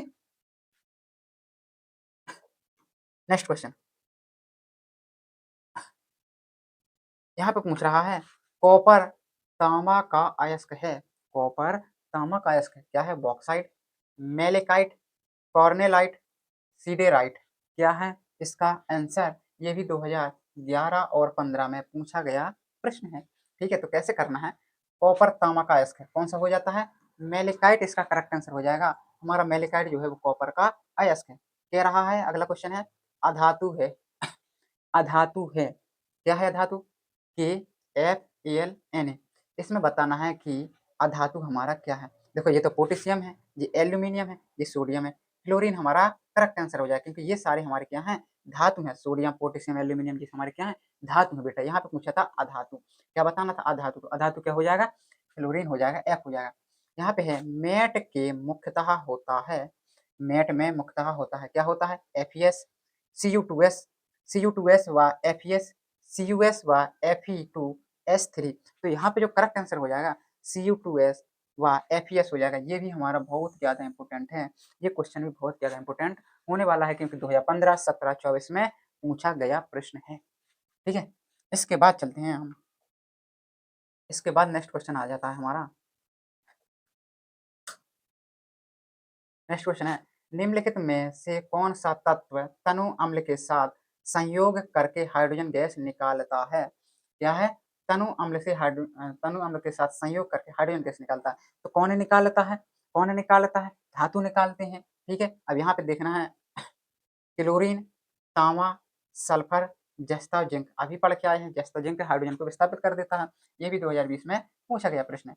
नेक्स्ट क्वेश्चन, कार्बोनेट अयस्क की सीमित वायु में उच्च ताप तक गर्म करके ऑक्साइड प्राप्त करने की क्रिया को हमेशा याद रखना है कि उच्च ताप तक गर्म करके ऑक्साइड प्राप्त करने को सीमित वायु, अगर वायु की उपस्थिति कह दिया जाए, वायु की उपस्थिति में हमेशा बेटा निस्तापन होता है। अगर वायु की अनुपस्थिति कह दे, गैर हाजिरी कह दे, तो वहां पे क्या होता है हमारा? वहां पे हमारा भर्जन हो जाता है। यहाँ पे वायु की उपस्थिति कहा है तो यहाँ पे निस्तापन हो जाएगा क्योंकि वायु की उपस्थिति में हमेशा निस्तापन होता है। ये सारे क्वेश्चन गलत हो जाएंगे, केवल निस्तापन इज द करेक्ट आंसर हो जाएगा। 2024 में पूछा गया प्रश्न ये हमारा। ठीक है, नेक्स्ट क्वेश्चन चलते हैं। नेक्स्ट क्वेश्चन ये रहा, कह रहा है बाह्यतम कोश में 7 इलेक्ट्रॉनों वाला तत्व है। 7 इलेक्ट्रॉनों वाला तत्व है, पूछ रहा है बाह्यतम कोश में 7 इलेक्ट्रॉनों वाला तत्व है, कौन सा है? अधातु, धातु, उपधातु, निष्क्रिय गैस। ये पूछ रहा है 2024 में पूछा गया प्रश्न है। क्या हो जाएगा इसका? बाह्यतम कोश में 7 इलेक्ट्रॉन। तो हमेशा याद रखना कि बाह्यतम कोश में जो 7 इलेक्ट्रॉन होते हैं वो किसके होते हैं? अधातु के होते हैं। किसके होते हैं? अधातु के होते हैं। कोई एक अधातु ले लो। हमने ले लिया हमने ले लिया, क्या ले लिया? हमने ले लिया नाइट्रोजन ले लो। चलो कितना होता है नाइट्रोजन का? 7 होता है। होता है 7 के नहीं होता? बाह्यतम कोश में। ठीक है, फ्लोरीन ले लो, फ्लोरीन का कितना होता है 9 होता है। इसका करेंगे विन्यास तो क्या हो जाएगा 2,7 ये हमारे क्या हो जाएंगे इलेक्ट्रॉनिक विन्यास हो जाएंगे। तो बाह्यतम कोष में क्या हो जाएगा हमारे 7 इलेक्ट्रॉन होने चाहिए। तो कौन सा हो जाएगा अधातु इज द करेक्ट आंसर हो जाएगा। नेक्स्ट क्वेश्चन निम्नलिखित में कौन अधातु है। निम्नलिखित में कौन अधातु है अधातु बताना है।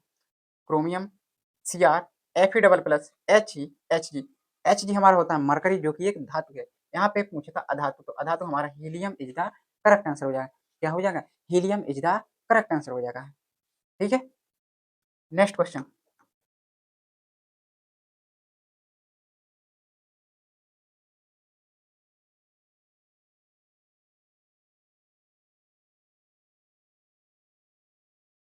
कह रहा है धातुओं के लिए कौन सत्य नहीं है। कौन सत्य नहीं है धातुएं सदैव सह संयोजक यौगिक बनाती हैं। धातुएं धन आयन होती हैं। हाँ ये तो बिल्कुल सत्य है धातुएं धन आयन होती हैं। ठीक है धातुओं में इलेक्ट्रॉन त्यागने की प्रवृत्ति होती है। भाई जब धन आयन होती हैं तभी तो वो अपना एक इलेक्ट्रॉन त्याग सकती हैं। तो ये भी बिल्कुल सत्य है। धातुओं में चालकता का गुण होता है। चालकता यानी विद्युत धारा प्रवाहित हो जाती है। क्या सोना चांदी एल्यूमिनियम लोहा इनमें करंट नहीं जा सकता है जा सकता है। तो ये भी बिल्कुल करेक्ट हो जाएगा। लेकिन यहाँ पे पूछा था सत्य नहीं है हमने ये सारे सत्य कर दिए हैं। तो हमारा जो इसका करेक्ट आंसर हो जाएगा वो हमारा धातुएं सदैव सह संयोजक यौगिक बनाती हैं। ये सारे हमारे विकल्प गलत हो जाएंगे क्योंकि अगर पूछता कौन सा सत्य है तो ये तीनों सत्य थे। असत्य पूछा है तो कौन सा हो जाएगा विकल्प number A is the correct answer हो जाएगा। 2024 में पूछा गया प्रश्न है। तो ये भी हमारा बहुत ज्यादा इंपोर्टेंट होने वाला है क्वेश्चन। नेक्स्ट क्वेश्चन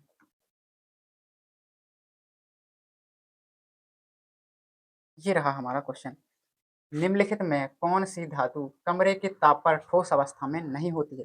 कमरे के क्या कह रहा है कमरे के ताप पर ठोस अवस्था में नहीं पाई जाती है। क्या बताना है धातु भी होने चाहिए और कमरे के ताप पर ठोस अवस्था में पाई ना हो पाइए या ठोस अवस्था में ना हो ऐसी धातु बताना है। तो कौन सी हो जाएगी मैग्नीशियम मरकरी कॉपर एल्यूमिनियम। तो हमारी एक ही धातु है मरकरी। मरकरी ही एक ऐसी धातु है जो क्या होती है कमरे के ताप पर ठोस अवस्था में नहीं पाई जाती है। ठीक है नेक्स्ट क्वेश्चन कह रहा फफोलेदार तांबे में कॉपर की प्रतिशत मात्रा होती है। कितने परसेंट होती है फफोलेदार तांबे में तो 98% हमारा क्या होता है कॉपर की प्रतिशत मात्रा होती है। 2016 में पूछा गया ये हमारा प्रश्न है। कह रहा है अगला क्वेश्चन पीतल है क्या है उपधातु मिश्र धातु यौगिक विषमांगी मिश्रण। तो यहाँ पे पीतल हमारा मिश्र धातु हो जाएगा। ठीक है क्या हो जाएगा मिश्र धातु हो जाएगा पीतल हमारा 2017 में पूछा गया प्रश्न है। नेक्स्ट क्वेश्चन और आज की क्लास का हमारा लास्ट क्वेश्चन वह प्रक्रिया जिसके कारण चांदी के ऊपर वाली परत व तांबे के ऊपर हरी परत चढ़ जाती है कही जाती है। क्या कही जाती है उदासीनीकरण ऑक्सीकरण अपचयन संक्षारण। क्या हो जाएगा संक्षारण इधर करेक्ट आंसर 2018 में पूछा गया प्रश्न हमारा। संक्षारण क्या होता है वायु तथा नमी की उपस्थिति में धातु की ऊपरी परत धीरे धीरे क्षय होने लगती है नष्ट होने लगती है। इस क्रिया को हम संक्षारण कहते हैं। पहला क्वेश्चन कह रहा है कार्बन परमाणु की संयोजकता है कितनी है ए में कह रहा है 2 बी में कह रहा है 3 4 5। तो इसका करेक्ट आंसर हो जाएगा वो 4 हो जाएगा। कार्बन परमाणुओं की संख्या कितनी होती है कार्बन परमाणुओं की संख्या यहाँ पे 4 होती है। ठीक है नेक्स्ट क्वेश्चन कह रहा है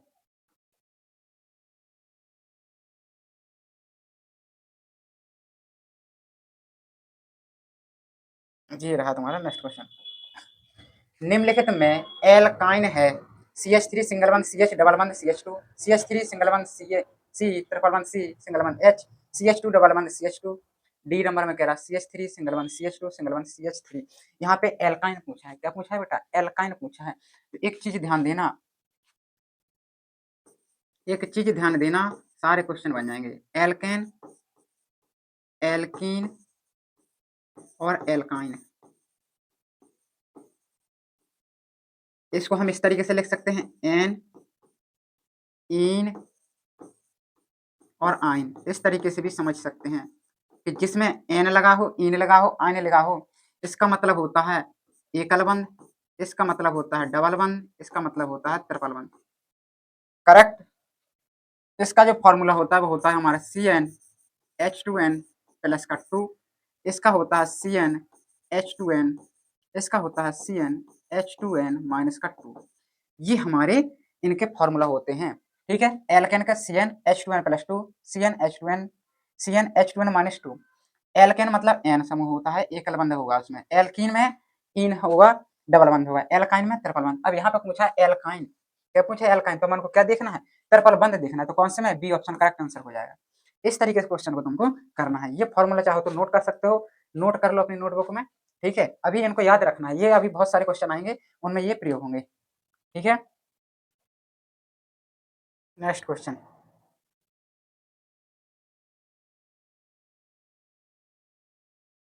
ये रहा नेक्स्ट क्वेश्चन, कह रहा है खाना बनाते समय यदि बर्तन की तली बाहर से काली हो रही है तो इसका मतलब है कि इसका मतलब क्या है, ये पूछ रहा है।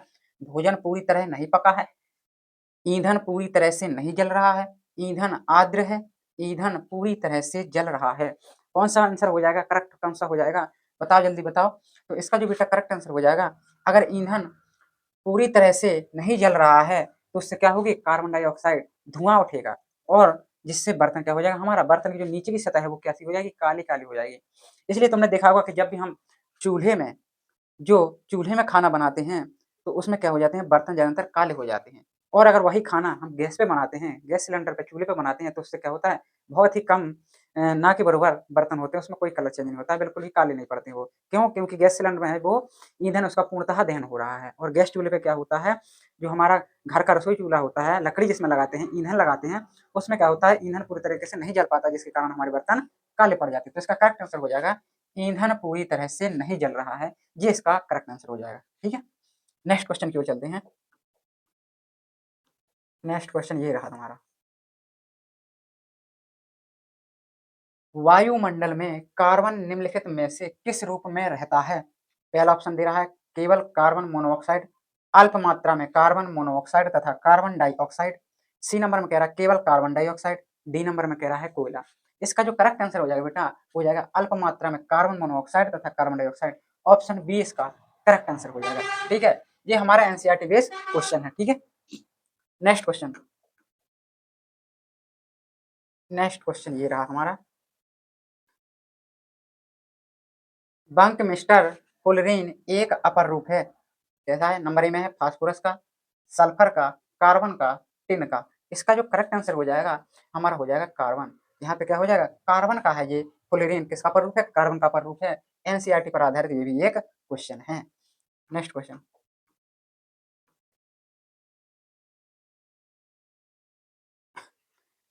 प्रोपेन का रासायनिक सूत्र है, 2019 2022 24 में पूछा गया प्रश्न, जो कि बहुत ही ज्यादा इंपॉर्टेंट होने वाला है। देखो यहाँ पे देखो, प्रोपेन लिखा है, क्या लिखा है, प्रोपेन लिखा है, प्रोपेन लिखा है। अगर हम इसको ध्यान से देखें तो इसमें लास्ट में क्या ऐड है, एन है। एन का याद रखो, अभी हमने बताया था एन का, एन को क्या कहते हैं, एल्केन भी कहते हैं, एल्केन समूह से मिलता है। इसका सामान्य सूत्र क्या बताया था, CnH2n प्लस का 2, ये इसका हमने सामान्य सूत्र बताया था। अब अगर यहाँ पे हम इस फॉर्मूला को लगाएं, एक चीज और ध्यान देना है, हमारा जो प्रोपेन है वो कितने नंबर पे आता है कार्बन गिनती में, देखेंगे C1 को कहते हैं मेथ, C2 को कहते हैं एथ, C3 को कहते हैं प्रोप, यही हमको चाहिए था, क्या चाहिए था, प्रोपेन। तो प्रोप आ गया, यहाँ पे एन का मान कितना है, 3 है, एन का मान यहाँ रख देंगे, तो C3 3 दूना 6 दूना 8, यानी हमारा कौन सा विकल्प सही हो जाएगा, ऑप्शन नंबर बी इसका करेक्ट आंसर हो जाएगा। मैथ एथ प्रोपेन का जो रासायनिक सूत्र हो जाएगा कौन सा हो जाएगा, option number B is the correct answer.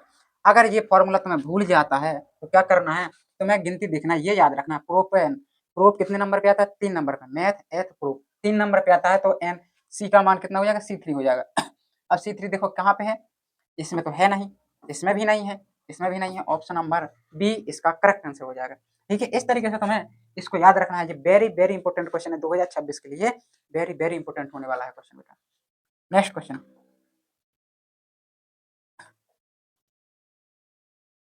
ये रहा तुम्हारा नेक्स्ट क्वेश्चन,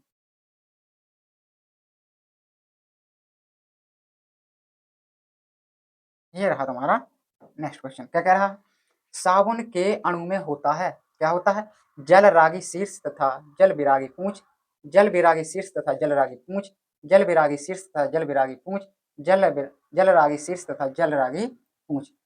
ये कह रहा है, तो इसका जो करेक्ट आंसर हो जाएगा वो हो जाएगा जल रागी शीर्ष तथा जल विरागी पूंछ, हमारा करेक्ट आंसर हो जाएगा। जो साबुन की संरचना बनती है जो साबुन की हम संरचना बनाते हैं उसमें जल रागी शीर्ष तथा जल विरागी पूंछ प्राप्त होता है।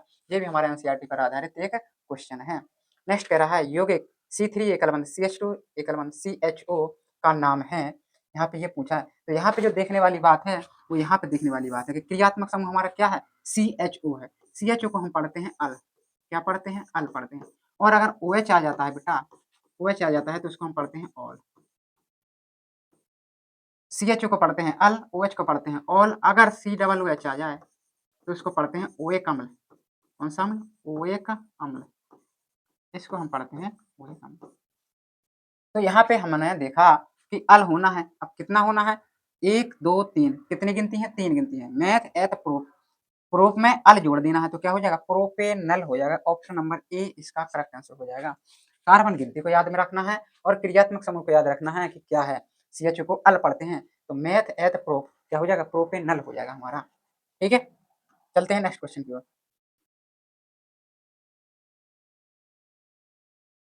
प्रयोगशाला में सर्वप्रथम बनने वाले कार्बनिक यौगिक का नाम है। जो प्रयोगशाला में बना था उसका नाम पूछ रहा है प्रयोगशाला में। तो प्रयोगशाला में बेटा सबसे पहले हमारे यूरिया बना था, और अगर पता ना हो तो यूरिया का फॉर्मूला लिख लो, NH2CO हमारा यूरिया का फॉर्मूला होता है। ठीक है, तो इस तरीके से इसको याद रखना है। चलते हैं नेक्स्ट क्वेश्चन की ओर।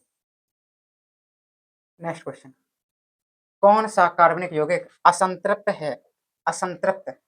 अब यहाँ पे नई चीज आई है असंतृप्त, यहाँ पे समझना है, यहाँ पे क्या समझना है, संतृप्त। संतृप्त में बेटा एक अलबंध होता है, असंतृप्त, असंतृप्त में तुम्हारे दो भाग होते हैं, एक डबल बंद वाला, एक ट्रिपल बंद वाला। एक अलबंध को हम बता चुके हैं, एल्केन पढ़ते हैं, इसको एल्कीन पढ़ते हैं, इसको एल्काइन पढ़ते हैं। इनके सामान्य सूत्र पे हम डिस्कस कर चुके हैं। तो निम्नलिखित में असंतृप्त हाइड्रोकार्बन देखो, 2 का दूना 4, 4 2 6, ये क्या हो जाएगा, ये तो हमारा एल्केन हो जाएगा। एल्केन हो जाएगा जो क्या हो जाएगा, संतृप्त हो जाएगा, तो ये हमारा गलत हो जाएगा। यहाँ पे अगर 1 है तो 1 का 2 गुना 2, 2 में 2 जोड़ेंगे तो ये भी हमारा एल्केन हो जाएगा। ये हमारा देखो 2 का दूना 4, जो कि हमारे डबल बंध का फॉर्मूला बन जाता है, तो यहाँ पे करेक्ट आंसर हो जाएगा C2H4। ये हमारा क्या है, असंतृप्त हाइड्रोकार्बन है। कौन सा हाइड्रोकार्बन है, असंतृप्त हाइड्रोकार्बन है। क्यों, क्योंकि इसमें तुम्हारा एल्कीन वाला फॉर्मूला लग रहा है। ठीक है, चलते हैं नेक्स्ट क्वेश्चन की ओर। CH3 एकलवन CH एकलवन CHO, और यहाँ पे CH3 का श्रृंखला है का IUPAC नाम। इसका IUPAC नाम पूछ रहा है बेटा, कैसे निकालते हैं, तो वहां से गिनती शुरू करते हैं जहां से क्रियात्मक समूह हो। यहाँ से करेंगे 1 2 3, तो कितना हो जाएगा, मैथ एथ प्रूफ, कितने पे आ रहा है ये, 2 नंबर पे, तो इसका नाम हो जाएगा 2CH3 को पढ़ते हैं मैथिल, तो 2 मैथिल मैथ एथ प्रूफ क्या हो जाएगा, 2 मैथिल प्रोपेनल। क्यों, क्योंकि CHO को क्या पढ़ते हैं हम, अल पढ़ते हैं। ठीक है, तो कौन सा हो जाएगा, 2 मैथिल प्रोपेनल इसका करेक्ट आंसर हो जाएगा। ऑप्शन नंबर सी इसका करेक्ट आंसर हो जाएगा बेटा। चलते हैं नेक्स्ट क्वेश्चन की ओर। ये रहा हमारा नेक्स्ट क्वेश्चन, कह रहा ईंधन एवं औषधियों के रूप में उपयोग होता है। ईंधन और औषधियों के रूप में हमारा एथेनॉल उपयोग में लाया जाता है। 2024 में पूछा गया प्रश्न है, तो इसको भी बहुत अच्छे तरीके से याद रखना है बेटा। सूर्य के प्रकाश एवं पाणहरिम की उपस्थिति में CO2 तथा H2O के संयोजन से निम्नलिखित में से कौन सा यौगिक बनता है, कौन सा यौगिक बनता है। देखो, जब प्रकाश संश्लेषण की क्रिया अगर तुमने पढ़ी हो तो उसमें क्या होता है, क्या क्या लेते हैं उसमें, CO2 लेते हैं, जल लेते हैं, और क्या होता है, सूर्य का प्रकाश होता है, पाणहरिम होता है। ये सारी चीजें मिलकर क्या बनाते हैं, O2 निकालते हैं हमारे, प्लस के ग्लूकोज बनाते हैं, ग्लूकोज बनाते हैं। ठीक है, तो यहाँ पे क्या कह रहा है वो, संयोजन से निम्नलिखित में से कौन सा यौगिक बनाती हैं, तो यहाँ पे क्या बनाते हैं, ग्लूकोज हमारा करेक्ट आंसर हो जाएगा। 2024 में पूछा गया प्रश्न है हमारा, तो यहाँ पे क्या हो जाएगा, ग्लूकोज इसका करेक्ट आंसर हो जाएगा। चलते हैं नेक्स्ट क्वेश्चन की ओर। ये रहा हमारा नेक्स्ट क्वेश्चन, एसिटिक अम्ल का IUPAC नाम है। एसिटिक अम्ल, एसिटिक अम्ल का जो फॉर्मूला होता है वो हमारा होता है CH3COOH। अभी हमने बताया था कि OOH आ जाए, COOH आ जाए तो इसको हम पढ़ते हैं ओएक अम्ल। कौन सा अम्ल पढ़ते हैं, ओएक अम्ल। यहाँ पे कार्बन गिनती कितनी है, 1 2 2 कार्बन है, तो मैथ एथ, तो क्या हो जाएगा, एथेनोइक अम्ल। कौन सा हो जाएगा, क्यों, क्योंकि COOH को हमने बताया है कि ओएक अम्ल पढ़ते हैं, और यहाँ पे कार्बन गिनती है 2, तो मैथ एथ, एथ में ओएक अम्ल जोड़ देंगे तो एथेनोइक अम्ल हमारा करेक्ट आंसर हो जाएगा। क्या हो जाएगा? करेक्ट आंसर हो जाएगा जी हमारा।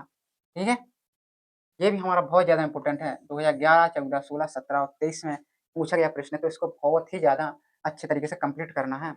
एथेनोइक अम्ल इसका करेक्ट आंसर हो जाएगा। यहाँ पे कह रहा है एथेनोइक अम्ल का सूत्र है, एथेनोइक अम्ल का, अभी बताया ना CH3COOH कहाँ पे है? CH3COOH, ऑप्शन नंबर डी इसका करेक्ट आंसर हो जाएगा। नेक्स्ट क्वेश्चन कह रहा है एथिल अल्कोहल का IUPAC नाम है, क्या पूछ रहा है? IUPAC नाम पूछ रहा है बेटा इसका, तो क्या हो जाएगा?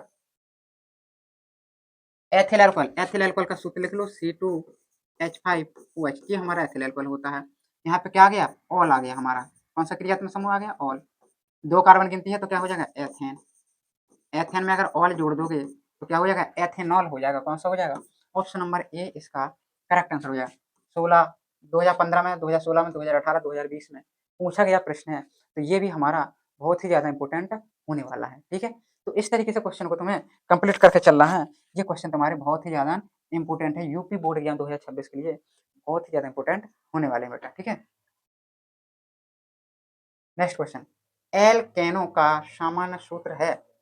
देखो आ गया ना क्वेश्चन, एल्केनो, एल्केनो मतलब एल्केन पूछ रहा है अब, तो कौन सा हो जाएगा?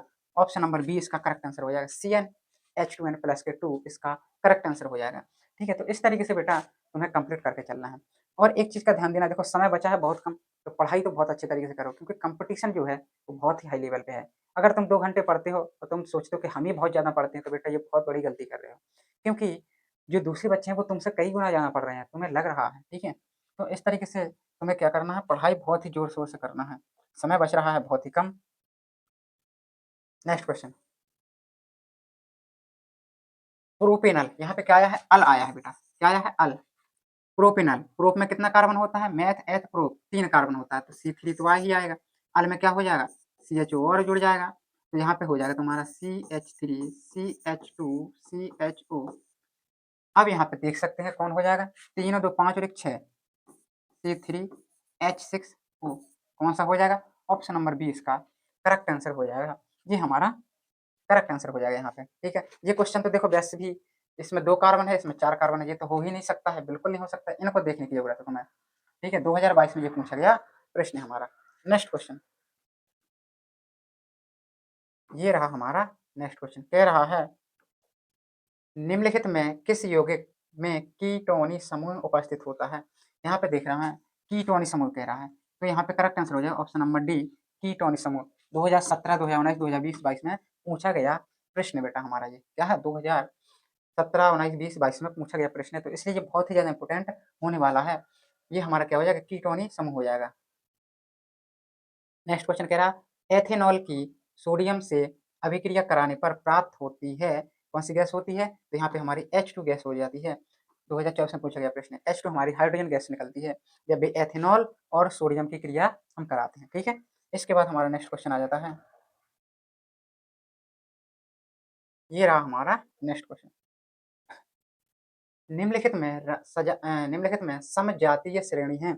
यहाँ पे एक चीज ध्यान देने वाली है बेटा, कि जब भी समजाति कहेगा तो उसमें CH2 का डिफरेंट होगा, यानी CH2 का अंतर होगा उसमें।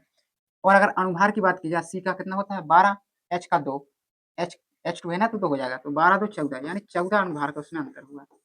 कितने का अंतर होगा? 14 अनुभार का अंतर होगा, या कह सकते हैं CH2 का अंतर होगा। तो यहाँ पे देखो, यहाँ पे अगर हम देखें तो C2H4, अच्छा यहाँ पे देखेंगे 1 नंबर, 2 नंबर, 3, 4, तेरह उपयुक्त उपर्युक्त के संदर्भ में सही विकल्प हैं।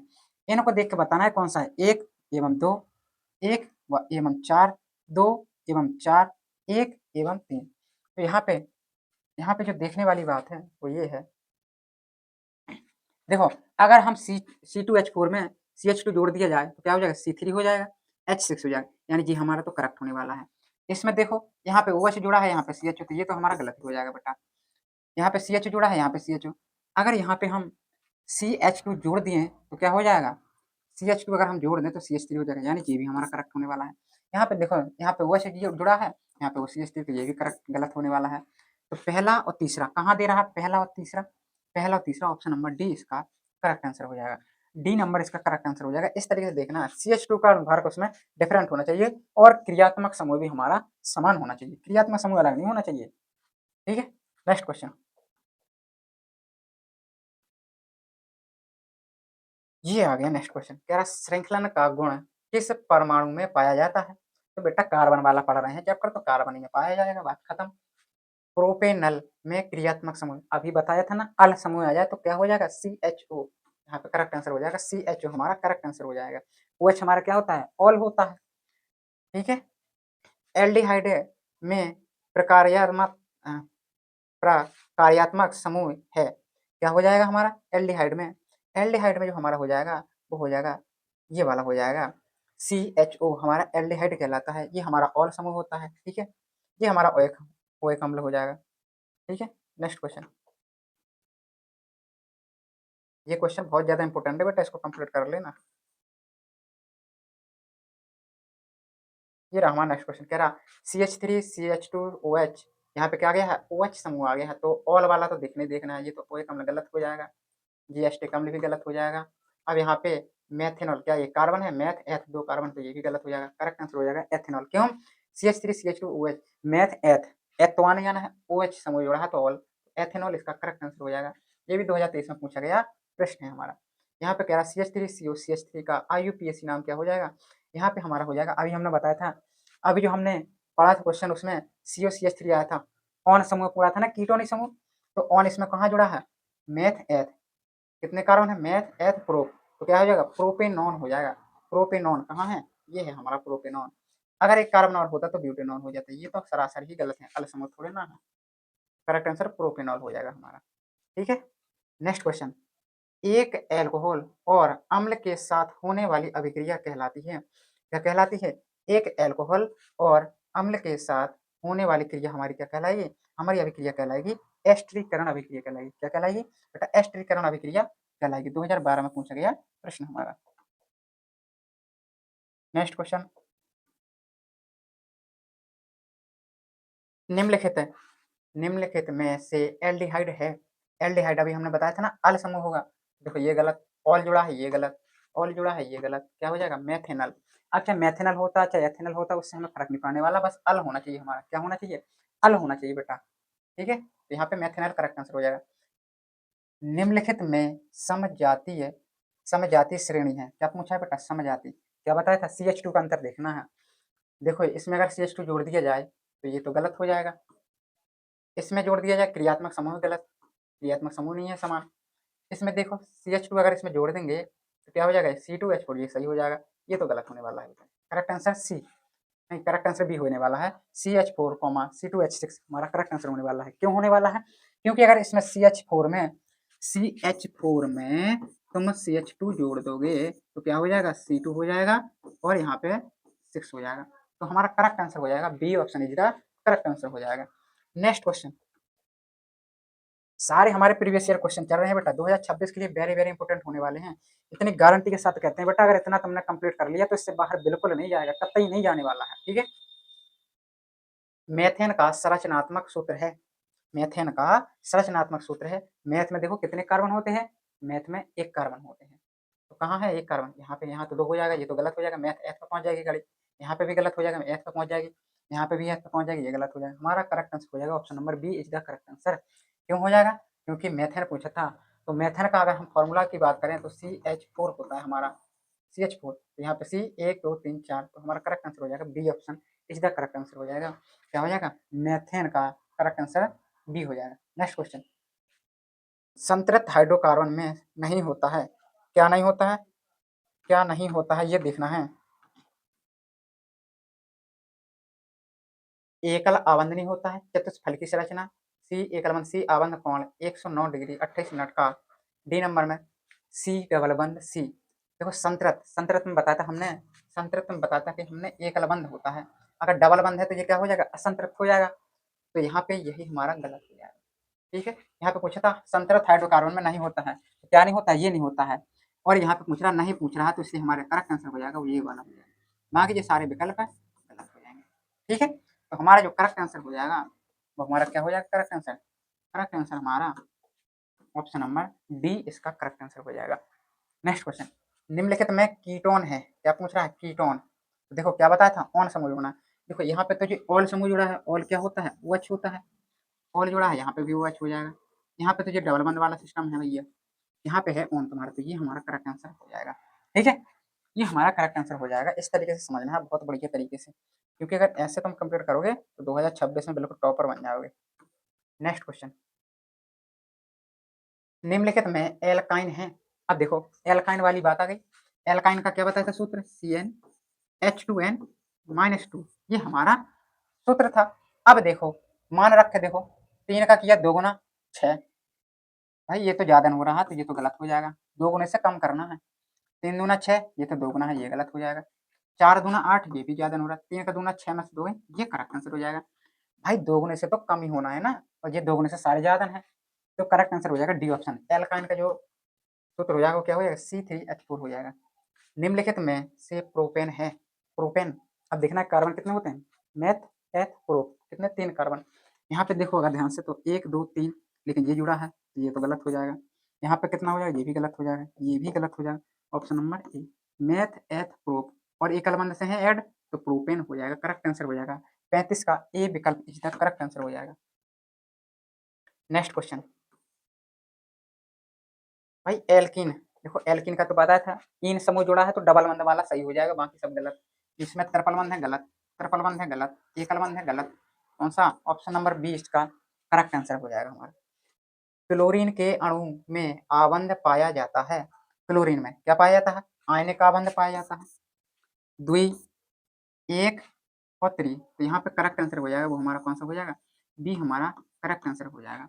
क्या हो जाएगा, बी हमारा करेक्ट आंसर हो जाएगा। एक से भी आबंध पाया जाता है। अगला क्वेश्चन कह रहा प्रोपेनॉल है, प्रोपेनॉल है भैया, प्रोपेनॉल पूछ रहा है, क्या पूछ रहा है, प्रोपेनॉल पूछ रहा है। क्या हो जाएगा प्रोपेनॉल, प्रोपेनॉल, देखो कितने कार्बन होने चाहिए, 3 होने चाहिए, मैथ एथ प्रोप, तो हम लिख लेंगे CH3 CH2, और यहाँ पे क्या हो जाएगा CH2OH, ये हमारा हो जाएगा प्रोपेनॉल का। तो यहाँ पे देखते हैं कितने कार्बन हो जाएंगे, 1 2 3, 3 कार्बन हो जाएंगे, 3 2 5 2 7, तो यहाँ पे जो हमारा करेक्ट आंसर हो जाएगा वो क्या हो जाएगा, यहाँ पे जो हमारा करेक्ट आंसर हो जाएगा वो ये वाला हो जाएगा। क्या हो जाएगा, ऑप्शन नंबर डी इसका करेक्ट आंसर हो जाएगा। ठीक है, चलते हैं नेक्स्ट क्वेश्चन की ओर, चलते हैं नेक्स्ट क्वेश्चन की ओर। ये हमारा कह रहा है कि साबुन किस प्रकार का यौगिक है। साबुन है वो अम्ल है, बिल्कुल नहीं है अम्ल, लवण है, बिल्कुल नहीं है, भस्म नहीं है, क्या है, एस्टर है हमारा।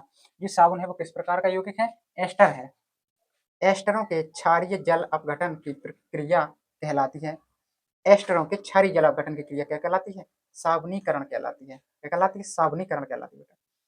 मृदु साबुन बनाने के लिए आवश्यक पदार्थ, आवश्यक जो पदार्थ होता है वो क्या होता है हमारा, धावन सोडा, खाने वाला soda, caustic soda, caustic potash, तो करेक्ट आंसर हो जाएगा कास्टिक पोटास हमारा करेक्ट आंसर हो जाएगा।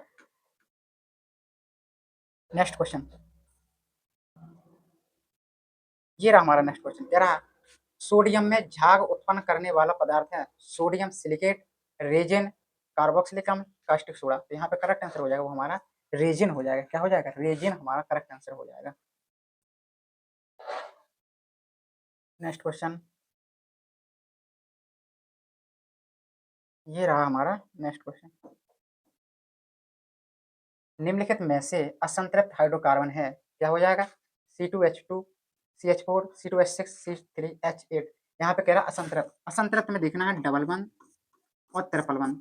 डबल बंध का सूत्र CnH2n देखना है, CnH2n-2 देखना है, ये चीजें देखनी है तुम्हें, ये फॉर्मूला लगा के। देखो इसका 2 गुना तो हो नहीं रहा है, 2 का दूना 4, और 4 में से 2 जाएगा 2, तो यहाँ पे ये तो आ जाएगा, ये हमारा करेक्ट हो सकता है। देखो 2 का दूना, ये तो भाई ज्यादा नहीं हो रहा है, ये तो गलत हो जाएगा। यहाँ पे ज्यादा हो रहा है, ये गलत, ये गलत। ऑप्शन नंबर ए इसका करेक्ट आंसर हो जाएगा, ए विकल्प हमारा करेक्ट आंसर हो जाएगा। नेक्स्ट क्वेश्चन, एल्यूमिनियम कार्बाइड पर जल की क्रिया द्वारा इनमें से कौन सा हाइड्रोकार्बन बनता है। तो एल्यूमिनियम कार्बाइड की जल से क्रिया कराएंगे तो क्या बनेगा, मेथेन बनेगा बेटा, क्या बनेगा, मेथेन बनेगा। नेक्स्ट क्वेश्चन, ये रहा हमारा नेक्स्ट क्वेश्चन, कॉलम ए में दिए गए यौगिकों का सुमिलन कॉलम बी में दिए गए उदाहरणों से कीजिए। हेलो एल्केन कह रहा है, halo alkane, alcohol, ketone, alkene. देखो एल्कोहल, एल्कोहल में क्या होता है, OH समूह होता है। तो क्या यहाँ कहीं पे दिख रहा है OH समूह? ये दिख रहा है, तो इसका हम करेंगे कीटोन। कीटोन में क्या होता है, COCH3, इसका करेंगे C का 4 से। अब देखो एल्कीन और हेलो एल्केन, एल्कीन, ठीक है।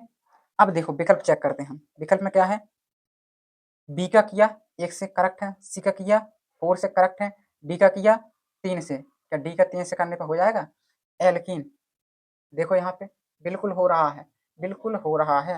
तो हमारा करेक्ट आंसर जो हो जाएगा वो हमारा क्या हो जाएगा, देखो और चेक कर लेते हैं। बी को किया 1 से, सी को किया 4 से, डी को किया 4 से, डी को किया 2 से, डी को कर रहा है 2 से, डी को कर रहा है 2 से, तो यहाँ डी को कर रहा है 3 से। क्या कर रहा है, 3 से कर रहा है। देखो एल्कीन में डबल वन तो आना है, तो डी का 3 से तो करना पड़ेगा, ऑप्शन नंबर ए, क्योंकि एल्कीन में आता है डबल वन और यहाँ पे डबल वन दिया गया है। तो करेक्ट आंसर हो जाएगा हमारा विकल्प नंबर ए। क्या हो जाएगा, विकल्प ए इसका करेक्ट आंसर हो जाएगा। तो इस प्रकार से आज की क्लास में हमने संपूर्ण रासायनिक विज्ञान को कंप्लीट किया है। अगर कोई डाउट रह जाता है तो वो कमेंट बॉक्स में करना ना भूलें और अपने दोस्तों में शेयर जरूर करें। मिलते हैं नेक्स्ट वीडियो में।